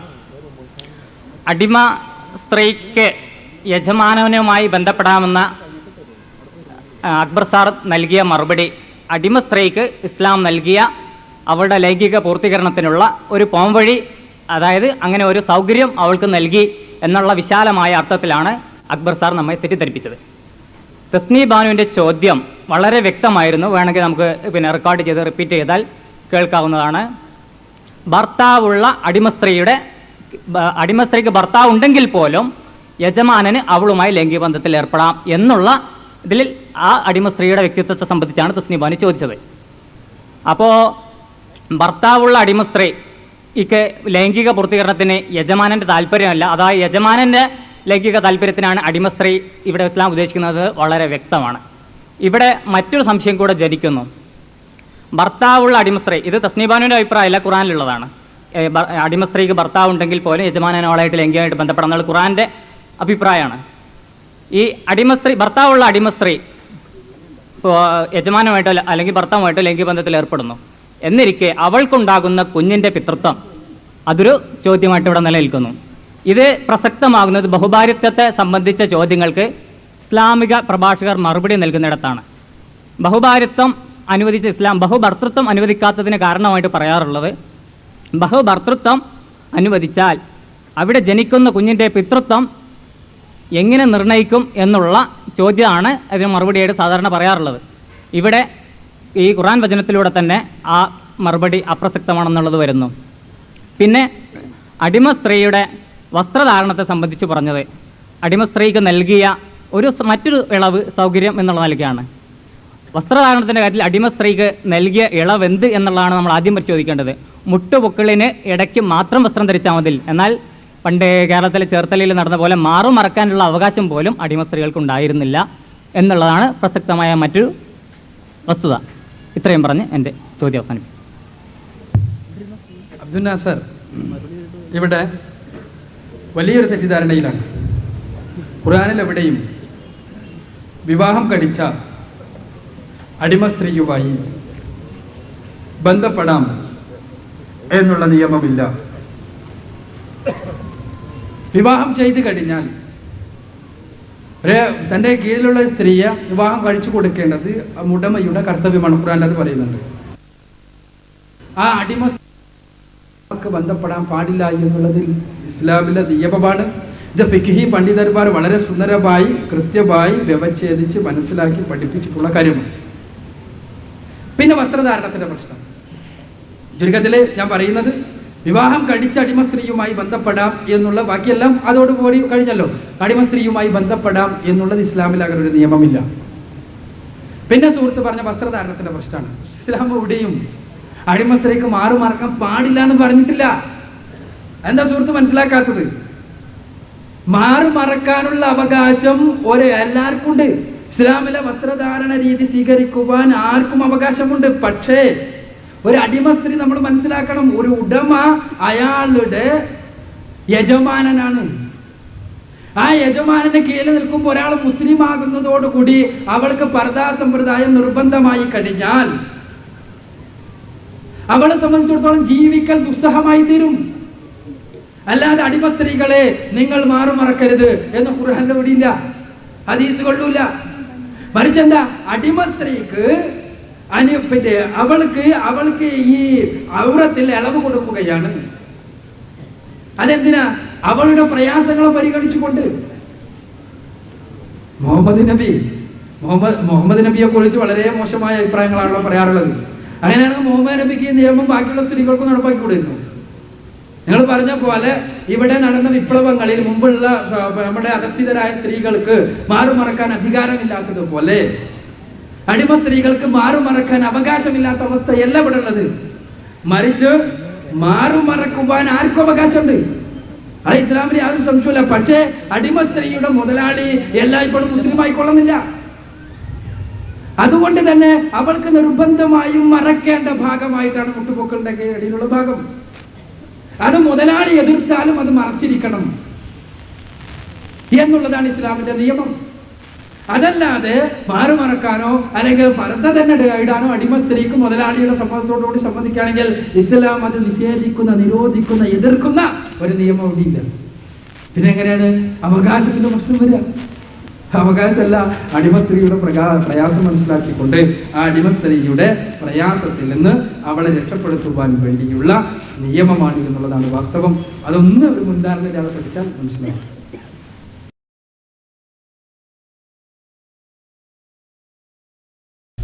അസ്സലാമു അലൈക്കും. എൻ്റെ പേര് അജ്മൽ.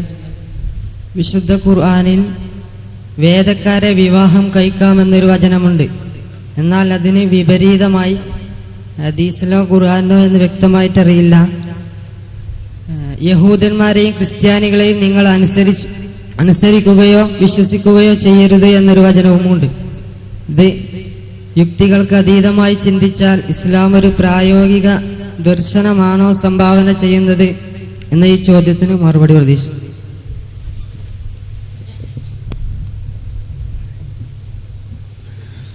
വേദക്കാരികളെ വിവാഹം ചെയ്യാമെന്ന് ഖുർആൻ പറയുന്നുണ്ട്. അതേപോലെ തന്നെ ഖുർആനിൽ തന്നെ പറയുന്ന യഹൂദന്മാരെ നിങ്ങൾ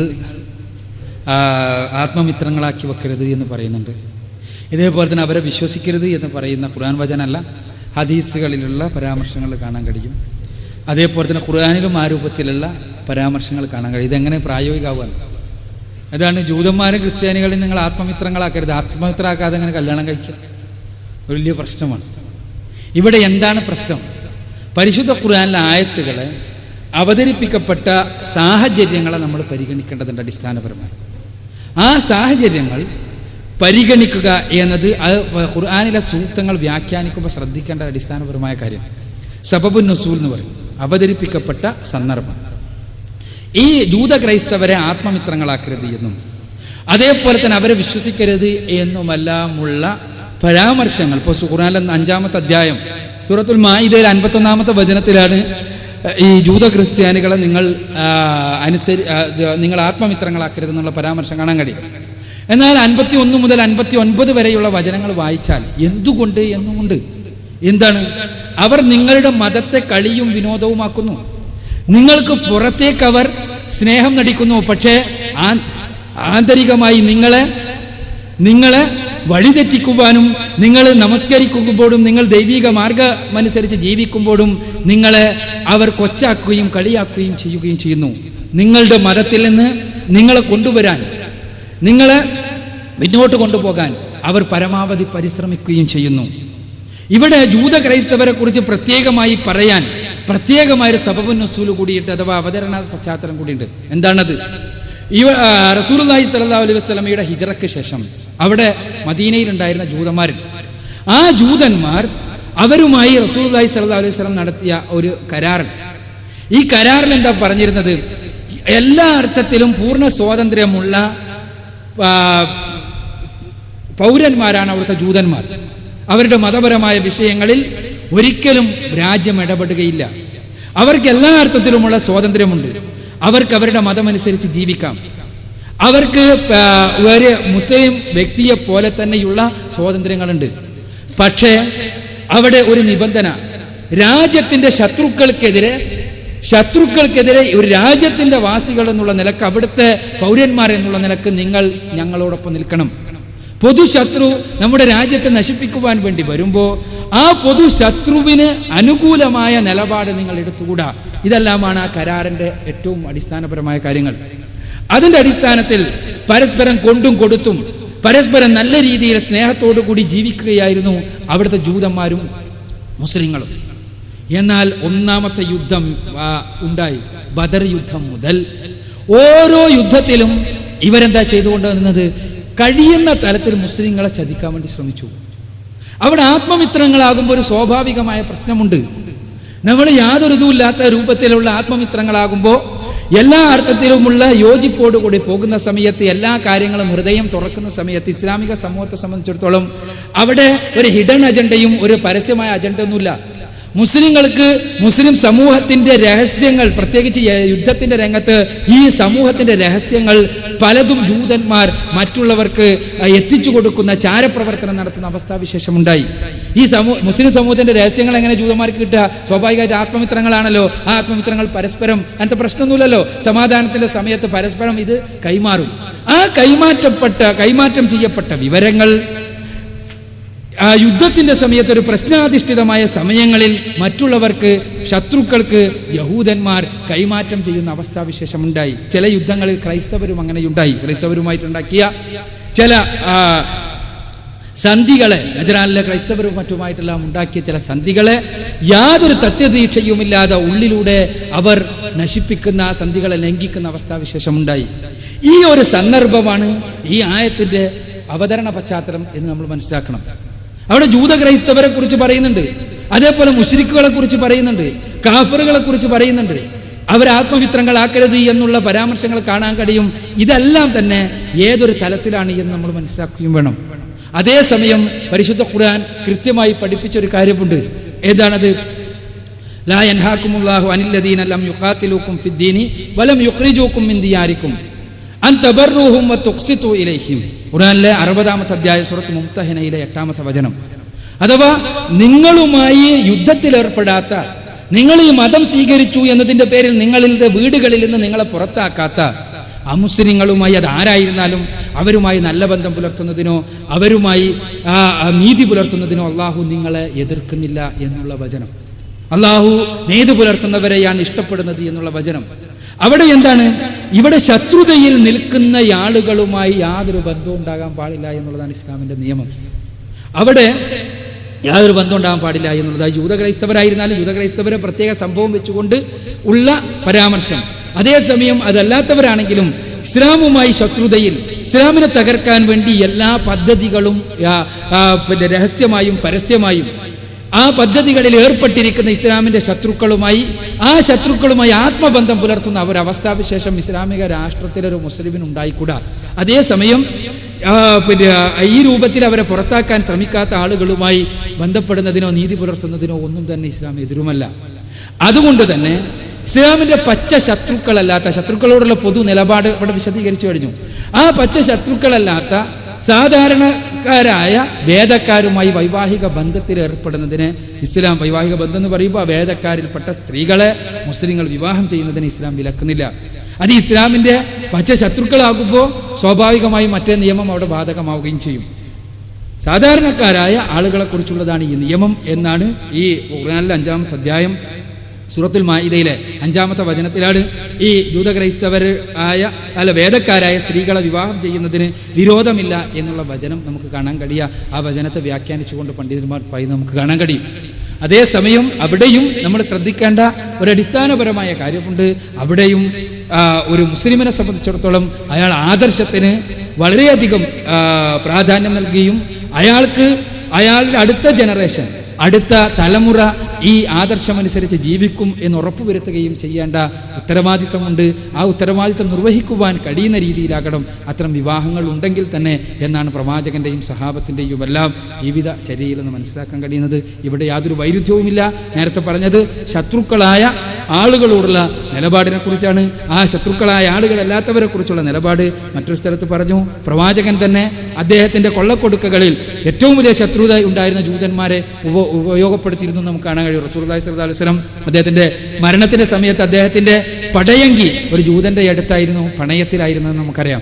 പടയങ്കി ഒരു ജൂതന്റെ അടുത്ത് പണയം വെക്കുവാൻ കാരണം ഇത്തരം കൊള്ളക്കൊടുക്കകളിൽ, ഇത്തരം ബന്ധങ്ങളിൽ ഒരു പ്രത്യേക ജാതീയമായ വർഗീയമായ ചിന്താഗതി പ്രവാചകൻ സല്ലല്ലാഹു അലൈഹി വസല്ലം പഠിപ്പിച്ചിട്ടില്ല എന്നതിന് തെളിവാണ് എന്ന് നാം മനസ്സിലാക്കുക എന്നാണ് എനിക്ക് സൂചിപ്പിക്കാനുള്ളത്.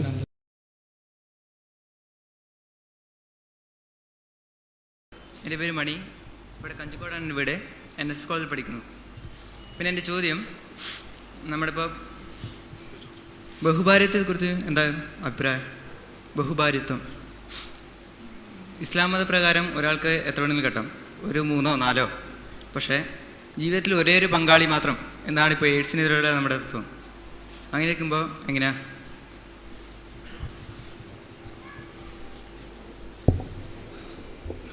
മണി എന്ന വളരെ അനുജ സുഹൃത്ത് ചോദിച്ച ചോദ്യം മഹാചോദ്യമാണ്. വലിയ ആളുകൾ ചോദിക്കേണ്ട ചോദ്യമാണ്. അഥവാ ബഹുഭാര്യത്വത്തെക്കുറിച്ചാണ് സുഹൃത്തിൻ്റെ ചോദ്യം. ഭാര്യത്വം എന്നത് തന്നെ എന്താണ് എന്ന് കൃത്യമായി മനസ്സിലാക്കിയിട്ടുണ്ട് എന്ന് എനിക്ക് തോന്നിയിട്ടില്ല. എനിക്ക് തോന്നാത്ത മണിയുടെ ചോദ്യം ബഹുഭാര്യത്വത്തെക്കുറിച്ചാണ്. ഏതായിരുന്നാലും തീർച്ചയായും മനസ്സിലാക്കേണ്ട, സുഹൃത്ത് ചോദിച്ചതിലേക്ക് പറയേണ്ട ചില വിഷയങ്ങൾ. ബഹുഭാര്യത്വത്തെ എങ്ങനെ കാണുന്നു ഇസ്ലാം എന്നല്ലേ ചോദ്യം, അല്ലേ? അങ്ങനെ തന്നെയല്ലേ ചോദിച്ചത്? ഇസ്ലാം ബഹുഭാര്യത്വം അനുവദിക്കുന്നുണ്ട്. ഇസ്ലാം ബഹുഭാര്യത്വം അനുവദിക്കുന്നുണ്ട്. എന്നാൽ ഇസ്ലാം തുടങ്ങി വെച്ച ഒരു ഏർപ്പാടല്ല ബഹുഭാര്യത്വം. മുൻപുള്ള സമൂഹങ്ങളിലെ അല്ലെങ്കിൽ എക്കാലഘട്ടത്തിലും നിലനിന്നിരുന്ന, ഇന്നും നിലനിൽക്കുന്ന ഒരു സാമൂഹ്യ സ്ഥാപനമാണ് ബഹുഭാര്യത്വം. ഇന്നും നിലനിൽക്കുന്ന എന്ന് പറയുമ്പോൾ രണ്ട് തലത്തിൽ ഇന്ന് നിലനിൽക്കുന്നുണ്ട്. അതേസമയം ഇസ്ലാം അനുവദിച്ച ഒരു തലമുണ്ട്. എന്താണെന്ന് വെച്ചാൽ മുൻപ് മുതൽക്കേ ഇവിടെ നിലവിലെന്ന എല്ലാ സമൂഹങ്ങളിലും നിലനിന്നിരുന്ന സമ്പ്രദായമാണ് ബഹുഭാര്യത്വം എന്നാണ് ഞാൻ പറഞ്ഞു വരുന്നത്. അപ്പോൾ നമുക്ക് തന്നെ അറിയാം, നമ്മുടെ ഭാരതീയ ദാർശനിക, ഞാനിപ്പോൾ നേരത്തെ പറഞ്ഞ ഇതിഹാസ ഗ്രന്ഥങ്ങളിൽ പ്രധാനപ്പെട്ട ഗ്രന്ഥം ആയി പരിചയപ്പെടുത്തപ്പെടുന്ന രാമായണവും മഹാഭാരതം പ്രധാനപ്പെട്ട ഗ്രന്ഥം അല്ല, രണ്ട് ഇതിഹാസങ്ങളാണ്, ഗ്രന്ഥങ്ങളായി തന്നെ പരിചയപ്പെടുത്താറ്. അപ്പോൾ ഇതിൽ രാമായണത്തിലെ ശ്രീരാമനാണല്ലോ രാമായണത്തിലെ മുഖ്യ കഥാപാത്രം. ശ്രീരാമൻ്റെ പിതാവായിരുന്ന ദശരഥ രാജാവിന്, മഹാരാജാവിന് 3 ഭാര്യമാരുണ്ടായിരുന്നു എന്ന കഥ കേട്ടിട്ടുണ്ടാകും. ശ്രീകൃഷ്ണനെക്കുറിച്ച് മഹാഭാരതത്തിലെ പ്രധാന കഥാപാത്രമായ ശ്രീകൃഷ്ണനെ കുറിച്ച് പറയുമ്പോൾ 16,008 ഭാര്യമാരുണ്ടായിരുന്നു എന്നാണ് പറയുന്നത്. കാരണം ആ സമൂഹം ആ രൂപത്തിൽ അംഗീകരിച്ചിരുന്നു എന്നാണ്. അതിന് പല വ്യാഖ്യാനങ്ങളുണ്ട്. ആ വ്യാഖ്യാനങ്ങളിലേക്കല്ല ഞാൻ പോകുന്നത്. അതിന് 16,008 ഭാര്യമാരാണോ അതോ ഇച്ഛകളാണോ, അങ്ങനെല്ലാം വ്യാഖ്യാനങ്ങൾ പണ്ഡിതന്മാർ നൽകുന്നുണ്ട്. പക്ഷേ എന്തായിരുന്നാലും അങ്ങനെ അംഗീകരിക്കപ്പെട്ടിരുന്നു എന്നുള്ളതൊരു യാഥാർത്ഥ്യമാണ് നമുക്ക് മനസ്സിലാക്കാൻ കഴിയും. അതുപോലെ തന്നെ ഭാരതീയ ദാർശനിക ഗ്രന്ഥങ്ങളായ സ്മൃതി ഗ്രന്ഥങ്ങളിൽ, ആ സ്മൃതി ഗ്രന്ഥങ്ങൾ പിൽക്കാലഘട്ടത്തിൽ ജാതിയുടെ അടിസ്ഥാനത്തിൽ ആണ് ഈ ഭാര്യമാരുടെ എണ്ണം നിർണയിച്ചത്. അവ സ്മൃതി ഗ്രന്ഥങ്ങളിൽ പിന്നീട് വന്നത് ഈ ജാതിയുടെ അടിസ്ഥാനത്തിൽ തന്നെ ഭാര്യമാരുടെ എണ്ണവും നിർണയിക്കണം എന്നുള്ള തത്വമാണ്. തിസ്വ വർജാനു പൂർവേണ ദ്യോ തഥൈക യഥാക്രമം ബ്രാഹ്മണ ക്ഷത്രിയ വിശ്യാം ദ്വൈഷ ശൂദ്ര ജന്മനഹ എന്നാ പറഞ്ഞത്. അത് യാജ്ഞവൽക്യ സ്മൃതിയിലെ 1-ാം അധ്യായത്തിൽ 57-ാമത്തെ വചനത്തിൽ നമുക്ക് കാണാൻ കഴിയും. അഥവാ ബ്രാഹ്മണന് 3 ഭാര്യമാർ, ജാതിയുടെ അടിസ്ഥാനത്തിൽ അക്കാലഘട്ടത്തിൽ ഉണ്ടായ പോലെ ക്ഷത്രിയന് 2 ഭാര്യമാർ, വൈശ്യന് 1 ഭാര്യ, അതേപോലെ തന്നെ ശൂദ്രന് സ്വന്തം ജാതിയിൽപ്പെട്ട ഒരേ ഭാര്യ മാത്രം. ഇതോടൊപ്പം തന്നെ വെപ്പാട്ടികളെ കുറിച്ചുള്ള വേറെ വീക്ഷണങ്ങളും ഉണ്ടായിരുന്നു. അപ്പോൾ അതെല്ലാം ഞാൻ പറയുന്നത് എന്താണെന്ന് വെച്ചാൽ എക്കാലഘട്ടത്തിലും നിലനിന്നിരുന്ന ഒരു സമ്പ്രദായമായിരുന്നു ഇത് എന്ന് മനസ്സിലാക്കാൻ വേണ്ടിയാണ്. ഇന്നുണ്ട്. ഇന്ന് ബഹുഭാര്യത്വം നിയമപരമായി നിരോധിക്കപ്പെട്ട നാടുകളിൽ നിയമപരമായി നിരോധിക്കപ്പെട്ട ഒരുപാട് നാടുകളുണ്ട്, പാശ്ചാത്യ നാടുകൾ. ആ നാടുകളാണ് പലപ്പോഴും ബഹുഭാര്യത്വത്തിനെതിരെയുള്ള ശക്തമായ പ്രചാരണ പ്രവർത്തനങ്ങളുമായി മുന്നോട്ട് വരുന്നത്. ആ നാടുകളിൽ വ്യാപകമാണ് പരസ്ത്രീ ഗമനം എന്ന് നമ്മൾ മനസ്സിലാക്കണം. ഇപ്പോൾ ഇംഗ്ലണ്ടിൽ, ഉദാഹരണത്തിന് ഇംഗ്ലണ്ടിൽ ഒരു വിവാഹം കഴിച്ച ഒരു മനുഷ്യൻ, അയാൾക്ക് 10ഓ 15ഓ എത്ര വേണമെങ്കിലും ഗേൾ ഫ്രണ്ട്സ് ഉണ്ടാകാം. ആ ഗേൾ ഫ്രണ്ട്സിൽ ആർക്കെങ്കിലും കുഞ്ഞുണ്ടായാലും പ്രശ്നമല്ല, അതിൻ്റേതായ സാമൂഹ്യ സംവിധാനമുണ്ട്. പക്ഷേ രണ്ടാമത്തെ ഒരാൾ ഭാര്യയായി കഴിഞ്ഞാൽ, ഔദ്യോഗികമായി വൈഫ് എന്ന സ്ഥാനം നേടിക്കഴിഞ്ഞാൽ അവിടെ കോടതിയായി, കേസായി, പ്രശ്നമായി. ഇവിടെ ഈ ഒരു വസ്തുത നമ്മൾ മനസ്സിലാക്കേണ്ടത് ഇന്ന് എല്ലാ സമൂഹങ്ങളിലും നിലനിൽക്കുന്ന ഒരു സമ്പ്രദായം. ഈ സമ്പ്രദായം നിലനിൽക്കുന്നു എന്നതിൻ്റെ അടിസ്ഥാനത്തിൽ തന്നെ നമ്മൾ ഇസ്ലാം ഈ രംഗത്ത് എന്തു ചെയ്തു എന്ന് നമ്മൾ മനസ്സിലാക്കേണ്ടതുണ്ട്. റസൂലുള്ളാഹി സ്വല്ലല്ലാഹു അലൈഹി വസല്ലമയുടെ കാലഘട്ടത്തിൽ ഭാര്യമാരുടെ എണ്ണത്തിന് യാതൊരു നിയന്ത്രണവുമില്ല. ഭാര്യമാരിൽ കൂടി തന്നെ ലൈംഗിക സംതൃപ്തി നേടണം എന്നും നിർബന്ധമല്ല എന്നുള്ള നിലവിലുള്ള ഒരു സാമൂഹ്യ സംവിധാനത്തിൽ നിർബന്ധമായും നിങ്ങളുടെ ലൈംഗികമായ സമ്പൂർത്തീകരണം നിങ്ങൾ വിവാഹം കഴിച്ച നിങ്ങളുടെ ഇണയുമായി മാത്രമേ ഉണ്ടാകാൻ പാടുള്ളൂ എന്നുള്ള നിയമം ഇസ്ലാം ഉണ്ടാക്കി. അഥവാ ലൈംഗികമായ സമ്പൂർത്തീകരണത്തിന് നിങ്ങൾ വിവാഹം കഴിച്ച ഇണയുമായി മാത്രമേ നിങ്ങൾ ബന്ധപ്പെടാൻ പാടുള്ളൂ എന്ന് ഇസ്ലാം പറഞ്ഞു. ഇതിന് നിങ്ങൾക്ക് സ്വവർഗരീതി പാടില്ല, പിന്നെ നിങ്ങൾക്ക് വിവാഹേതര ലൈംഗിക ബന്ധങ്ങൾ പാടില്ല, വിവാഹ ബാഹ്യ ലൈംഗിക ബന്ധങ്ങൾ പാടില്ല, വിവാഹത്തിന് മുൻപുള്ള ലൈംഗിക ബന്ധങ്ങൾ പാടില്ല, ഒന്നും പാടില്ല. അപ്പോൾ വിവാഹേതരമായ ലൈംഗിക ബന്ധത്തെ പൂർണ്ണമായി നിരോധിക്കുക മാത്രമല്ല, ഒരു ഇസ്ലാമിക സമൂഹമാകുമ്പോൾ അത്തരം ലൈംഗിക ബന്ധങ്ങൾ ഉണ്ടാവുകയാണെങ്കിൽ അയാൾക്ക് കഠിനമായ ശിക്ഷ തന്നെ നൽകണമെന്നും ഇസ്ലാം വിധിച്ചു. അഥവാ ഒരു വിവാഹിതനല്ലാത്ത ഒരു പുരുഷനാണ് വിവാഹേതര ലൈംഗിക ബന്ധത്തിൽ ഏർപ്പെട്ടത് എങ്കിൽ അയാൾ 100 അടി അടിക്കണമെന്നും, വിവാഹിതനായ പുരുഷനാണ് വിവാഹേതര ലൈംഗിക ബന്ധത്തിൽ ഏർപ്പെട്ടതെങ്കിൽ അയാളെ കൊന്നുകളയണമെന്നുമാണ് ഇസ്ലാമിൻ്റെ വിധി. അഥവാ വളരെ കർക്കശമായ നിയമങ്ങൾ ഈ രംഗത്തുണ്ടാക്കി എന്നർത്ഥം. അപ്പോൾ അതുകൊണ്ട് തന്നെ പ്രകൃതിയുടെ മതമായ ഇസ്ലാം ഇവിടെ വിവാഹേതര ലൈംഗിക ബന്ധത്തെ വളരെ ശക്തമായി കർക്കശമായി നിയന്ത്രിച്ചപ്പോൾ വിവാഹത്തിലൂടെ അനിവാര്യമായ അവസ്ഥയിൽ ഒരാൾക്ക് ഒന്നിലധികം ഭാര്യമാരെ സ്വീകരിക്കുവാനുള്ള അനുവാദം നൽകി, പരമാവധി 4 വരെ എന്നുള്ള നിശ്ചയത്തോടു കൂടി. അവിടെ കൃത്യമായ നിയമവും പറഞ്ഞു. എന്താണ്? നീതി നിലനിർത്തണം എന്നുള്ള നിയമം. അങ്ങനെ യാതൊരു നിയമവും ഉണ്ടായിരുന്നില്ല, ഇപ്പോഴുമില്ല. ഇപ്പോൾ എത്ര സ്ത്രീകളുമായും ബന്ധപ്പെടുന്നതിന് ഇന്ത്യയിലെ നിയമം പോലും നമ്മളെ അനുവദിക്കുന്നു.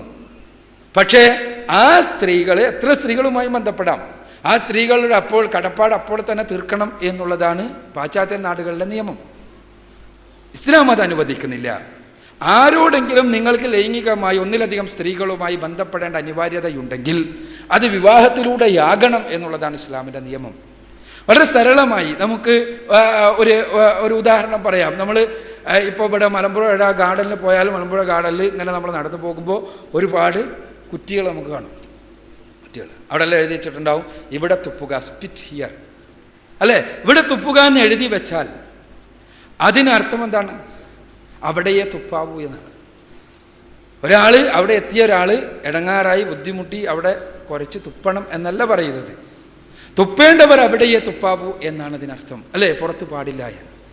ഇതേപോലെ തന്നെ ഒന്നിലധികം സ്ത്രീകളുമായി ലൈംഗികമായി ബന്ധപ്പെടൽ അനിവാര്യമായി വരുന്ന സാഹചര്യങ്ങൾ പുരുഷനെ സംബന്ധിച്ചിടത്തോളം ഉണ്ടാകാമെന്ന ആധുനിക ലൈംഗിക ശാസ്ത്രം തന്നെ പഠിപ്പിക്കുന്ന യാഥാർത്ഥ്യമാണ്.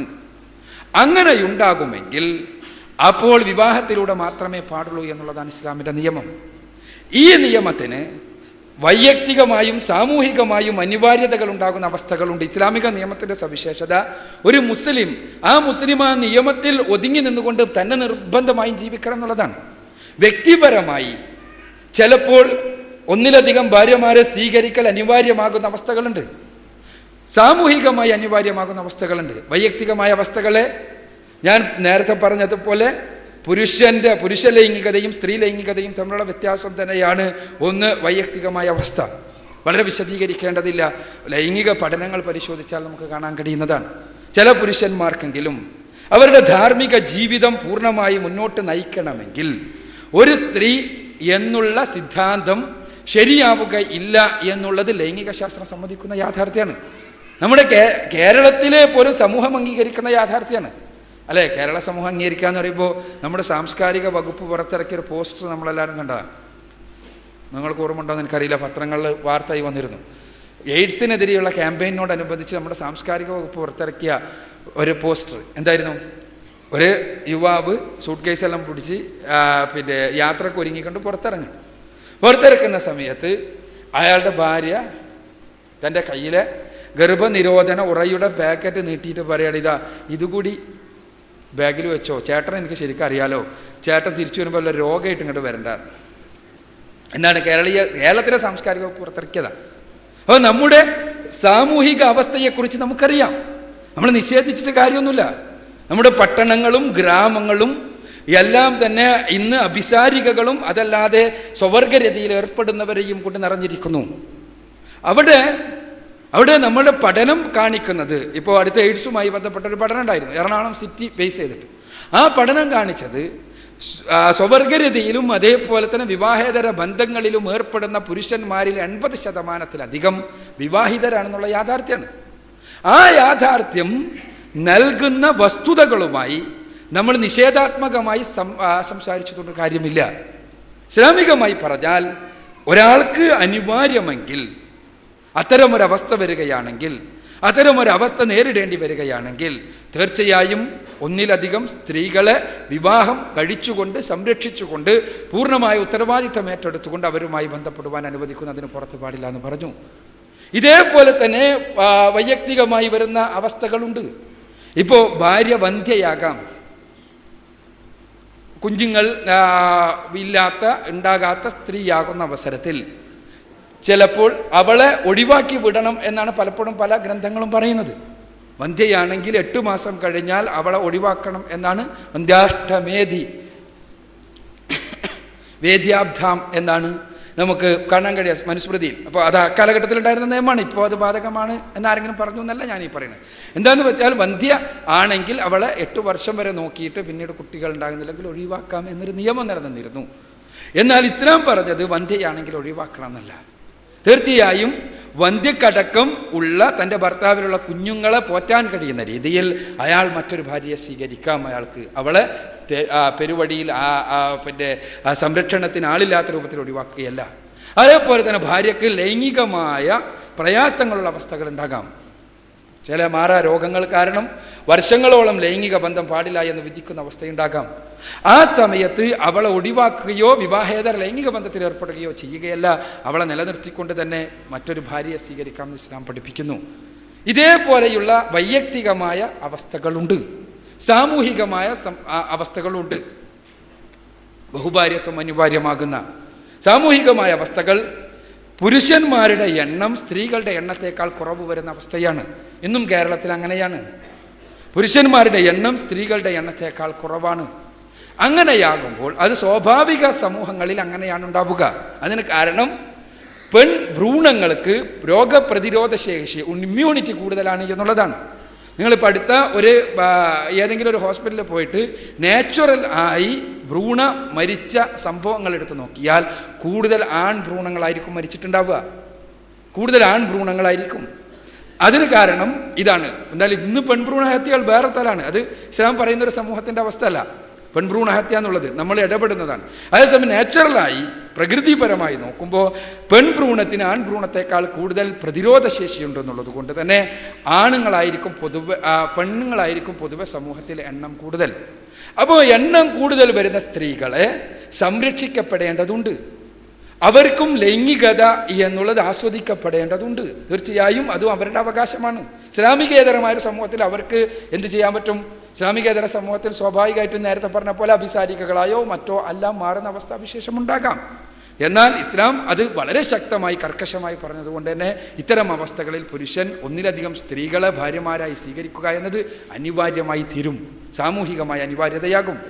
യുദ്ധത്തിന് ശേഷമുള്ള അവസ്ഥയാണ് മറ്റൊന്ന്.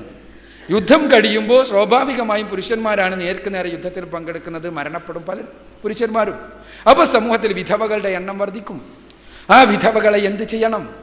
രണ്ടാം ലോക മഹായുദ്ധം കഴിഞ്ഞപ്പോൾ ജർമ്മനിയിലെ പല വീടുകൾക്ക് മുന്നിലും പോസ്റ്ററുകൾ പ്രത്യക്ഷപ്പെട്ടു. ഒരു board, wanted and evening guest. എന്താ, ഒരു സായാഹ്ന അതിഥി ആവശ്യമുണ്ടെന്ന് സ്ത്രീകൾ ബോർഡ് വെച്ചിരിക്കുകയാണ്. അവർ സ്വാഭാവികമായും ലൈംഗികത എന്നുള്ള മനുഷ്യൻ്റെ അടിസ്ഥാനപരമായ ഒരു വികാരമാണ്. അതുകൊണ്ട് തന്നെ അവർ ബോർഡ് വെച്ചു, വാണ്ടഡ് ആൻ ഈവനിങ് ഗസ്റ്റ്, ഞങ്ങൾക്ക് സായാഹ്നത്തിൽ അതിഥി ആവശ്യമുണ്ട്, പുരുഷന്മാരെ നിങ്ങൾ വരൂ എന്ന്. അന്നത്തെ ജർമ്മനിയിലെ പ്രശ്നത്തിനുള്ള പരിഹാരം ലോക യുവജന സംഘടന, വേൾഡ് യൂത്ത് ഓർഗനൈസേഷൻ, അന്നത്തെ ജർമ്മനിയിലെ സ്ത്രീകളുടെ പ്രശ്നത്തിനുള്ള പരിഹാരം പോളിഗമിയാണ് എന്ന് പച്ചയായി തുറന്നു പറഞ്ഞ 1948. അപ്പോൾ അത് മ്യൂണിക്കിൽ വെച്ച് ചേർന്ന ലോക യുവജന സംഘടനയുടെ കോൺഫറൻസ് അത് പ്രഖ്യാപിച്ചു. അപ്പോൾ ഞാൻ പറയുന്നത് ഇസ്ലാം എക്കാലഘട്ടത്തിലും ഏത് സമൂഹത്തിലും പ്രായോഗികമായിട്ടുള്ളതാണ്. ഇത്തരം ഒരു സമൂഹം ഉണ്ടാകുമ്പോൾ സ്വാഭാവികമായി വിധവകളെ ഏറ്റെടുക്കുക എന്നത് പുരുഷന്മാരുടെ ബാധ്യതയായി തീരും, അല്ലെങ്കിൽ ആ സമൂഹത്തിൽ ധാർമ്മികത തകരും. അതുകൊണ്ട് തന്നെ ബഹുഭാര്യത്വം അനുവദിച്ചു ഇസ്ലാം. പക്ഷേ ബഹുഭാര്യത്വം കൃത്യമായ നിയമങ്ങൾക്ക് വിധേയമാക്കിക്കൊണ്ട്, അത് നീതിയോടുകൂടി ഒന്നിലധികം ഭാര്യമാരുണ്ടെങ്കിൽ നീതിയോടുകൂടി അവർക്കിടയിൽ പെരുമാറണമെന്ന കൃത്യമായ നിയമത്തിൻ്റെ അടിസ്ഥാനത്തിൽ ആണ് ഇസ്ലാമിലെ ബഹുഭാര്യത്വത്തിൻ്റെ കുറിച്ചുള്ള വീക്ഷണം എന്ന് സുഹൃത്ത് മനസ്സിലാക്കുക. ഒരു ചോദ്യം കൂടിയുണ്ട്, വിവാഹപ്രായത്തെക്കുറിച്ചാണ്. വിവാഹപ്രായം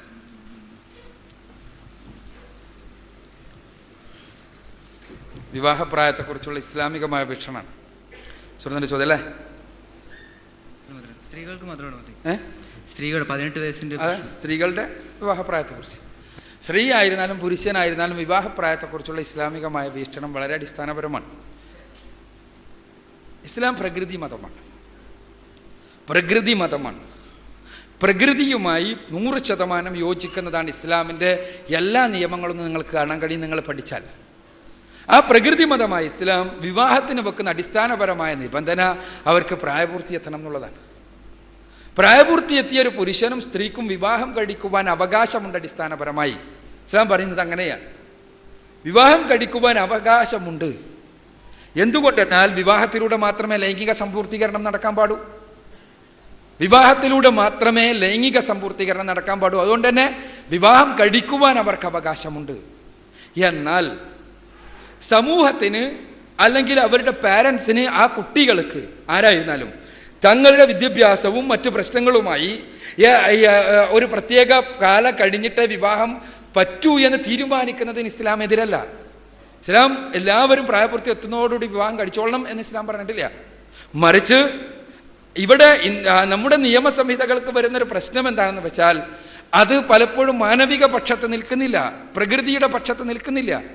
എന്താ പ്രകൃതിയുടെ പക്ഷത്ത് നിൽക്കുന്നില്ല എന്ന് പറഞ്ഞാൽ നിങ്ങൾക്ക് കാണാൻ കഴിയും, തൃശ്ശൂരിലെല്ലാമുള്ള ചില സ്ഥാപനങ്ങളുണ്ട്.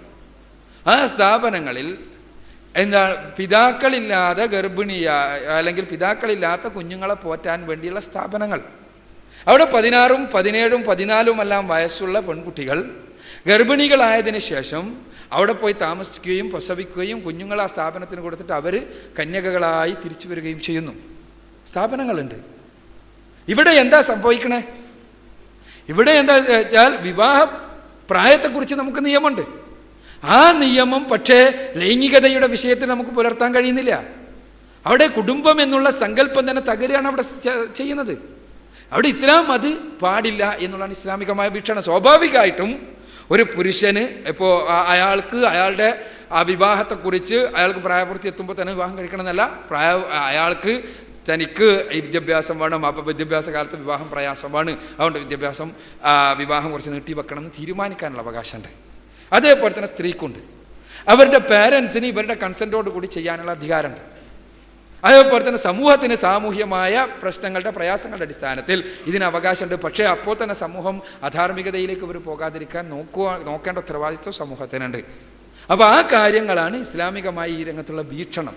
അതേസമയം ഇവിടെ മനസ്സിലാക്കുക, പലരും വിചാരിക്കുന്നത് പോലെ ചെറിയ കുട്ടികളെ കേവലം വിവാഹപ്രായം എത്തുന്നതോടുകൂടി വിവാഹം കഴിച്ചയക്കണം എന്നൊരു നിയമം ഇസ്ലാം പഠിപ്പിച്ചിട്ടില്ല. എന്നാൽ അത്തരം ഒരു കുട്ടിക്ക് അവരുടെ പേരൻസിന് ആ സമൂഹത്തിന് അവരെ വിവാഹം കഴിക്കൽ അനിവാര്യമാണ് എന്ന് തോന്നിയാൽ അവരെ തടയാൻ ഇസ്ലാം പഠിപ്പിക്കുന്നില്ല എന്നുള്ളത് യാഥാർത്ഥ്യമാണ്.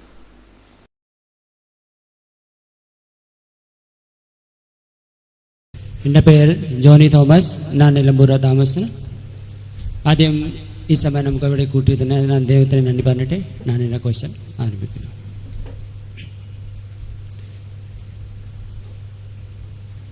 ഇത് ഖുറാൻ ദൈവിക ഗ്രന്ഥം പറയുന്നത്, പക്ഷേ ഇപ്പോൾ 16 അതിനെ സംബന്ധിച്ച എൻ്റെ ക്വസ്റ്റ്യനാണ്. ഖുറാൻ 15:9 വാക്ക് നിങ്ങൾ പറയും നാം, അത് സെയിം ഒരു മുഹമ്മദ് നബിയുടെ നാം പറയുന്ന മുഹമ്മദ് നബി തന്നെയാണ്, അതിനെ ഒരു സംശയമില്ല. ഞാൻ തന്നെ ഈ ഗ്രന്ഥ രചിതാണ്, ഞാൻ ഈ ഗ്രന്ഥനെ രക്ഷിച്ച ഞാൻ തന്നെയാണ് പറയുമ്പോൾ മുഹമ്മദ് നബി അഭിപ്രായമാണ്. പക്ഷേ വേറെ ഒരു ക്വസ്റ്റ്യൻ, ഇപ്പോൾ ഇസ്ലാമിൻ്റെ അർത്ഥം ഇപ്പോൾ പറഞ്ഞു ദൈവത്തിന് സമർപ്പിക്കായ ജീവനാണ്. പക്ഷേ ഇത് നിങ്ങളുടെ അഭിപ്രായമാണ്, ജനങ്ങൾ എന്താ പറയുന്ന ഇത് നിങ്ങൾ അറിയണം. ഇപ്പോൾ എൻ്റെ സമയത്ത് ഞാൻ മനസ്സിലാക്കിയാണ് ഇസ്ലാം പറഞ്ഞ വേറെ ജനമായിട്ട് വ്യത്യസ്തവർക്ക്, ഇപ്പോൾ ഉദാഹരണം പറയുക, ഒരു പുസ്തകം നമ്മൾ വായിക്കും എടുത്ത് ചെയ്യുമ്പോൾ വലത് ഭാഗമായിട്ട് റൈറ്റ് ആയിട്ട് ലെഫ്റ്റ് വരെ എടുത്തും വായിക്കും ചെയ്യും. ഇസ്ലാം പഠിപ്പിക്കുന്ന അതിന് വിരുദ്ധമായിട്ട് തിരിച്ചായിട്ട് പഠിപ്പിക്കണം. അങ്ങനെ മുണ്ടു കെട്ടുമ്പോൾ തിരിച്ച് കെട്ടണം, വാച്ച് കെട്ടിയാൽ നമ്മൾ എല്ലാവരും ലെഫ്റ്റ് കൈ വെട്ടുമ്പോൾ മുസ്ലാം പറയണം വലത്ത് കൈ കെട്ടണം. അതുപോലെ ഗൾഫ് പോയാൽ ഞാൻ സൗദിയിലുണ്ടാണ്, അവിടെ കണ്ടാണ് കാറെല്ലാം ലെഫ്റ്റ് സൈഡ് ഡ്രൈവ്. അതുപോലെ ടൈപ്പ് റൈറ്റിംഗ് ഇത് എല്ലാം വിരുദ്ധം. വേറെ സാധാരണ പോലെ ടൈപ്പ് റൈറ്റിംഗ് ഇല്ല, ടൈപ്പ് റൈറ്റിംഗ് മെഷീനും അവിടെ അങ്ങനെ വിരുദ്ധമാണ് ലെഫ്റ്റ്. അത് മാത്രമല്ല, ഇപ്പോൾ ഈ സ്ത്രീകൾ ക്രിസ്ത്യനെ ഇപ്പോൾ കന്യാസ്ത്രീ വെള്ള ഡ്രസ് ഇടുമ്പോൾ ഇവിടെ നിങ്ങൾ ബ്ലാക്ക് ഇട്ട് പറയുന്ന ഒരു നിർബന്ധിക്കുന്നു. അത് വിരുദ്ധമായിട്ട് ഒരു സാധാരണ ജനങ്ങളായിട്ട് വിരുദ്ധമായിട്ട് പഠിപ്പിക്കുന്ന. പിന്നെ ക്രിസ്തുവിൻ്റെ മതം സാർ ബഹുഭാര്യ വ്യഭിചാരമായിട്ട് പറയുന്നത്. ക്രിസ്തു പറയുന്ന ഒരു ഭാര്യ ശരിക്കും കല്യാണം പോലെ പാടില്ല പറഞ്ഞു. ക്രിസ്തു ബ്രഹ്മചാരിയായിട്ട് ജീവിച്ചാണ്. പിന്നെ ഒരു ഭാര്യ ഉണ്ടാവുമ്പോൾ അതിന് ഏത് കാരണവശാലും നമ്മൾ അതിന് വിവാഹമോചനം ഇല്ല. ക്രിസ്ത്യാനി ആവട്ടെ ഹിന്ദു ആവട്ടെ ഒരു ഭാര്യയാണ്, അതിന് ബഹുഭാര്യനെ പ്രോത്സാഹിക്കുന്നില്ല. പക്ഷേ മുഹമ്മദ് നബി പ്രോത്സാഹനം മാത്രമേ ഇല്ല, 8-9 കല്യാണം ചെയ്ത് തെളിയിച്ചൊക്കെ ഉണ്ടാണ്. അത് 6 വയസ്സായിട്ട് 80 വയസ്സ് വരെ വിധവ കെട്ടിയാൻ അങ്ങനെ ചരിത്രമുണ്ട്. അപ്പം വിരുദ്ധമായിട്ട് പഠിപ്പിക്കുന്ന ഒരു ഇസ്ലാം ഞാൻ മനസ്സിലാക്കിയാണ്. അതങ്ങനെ ശരിയാണോ എൻ്റെ തെറ്റ്? താങ്ക്സ്.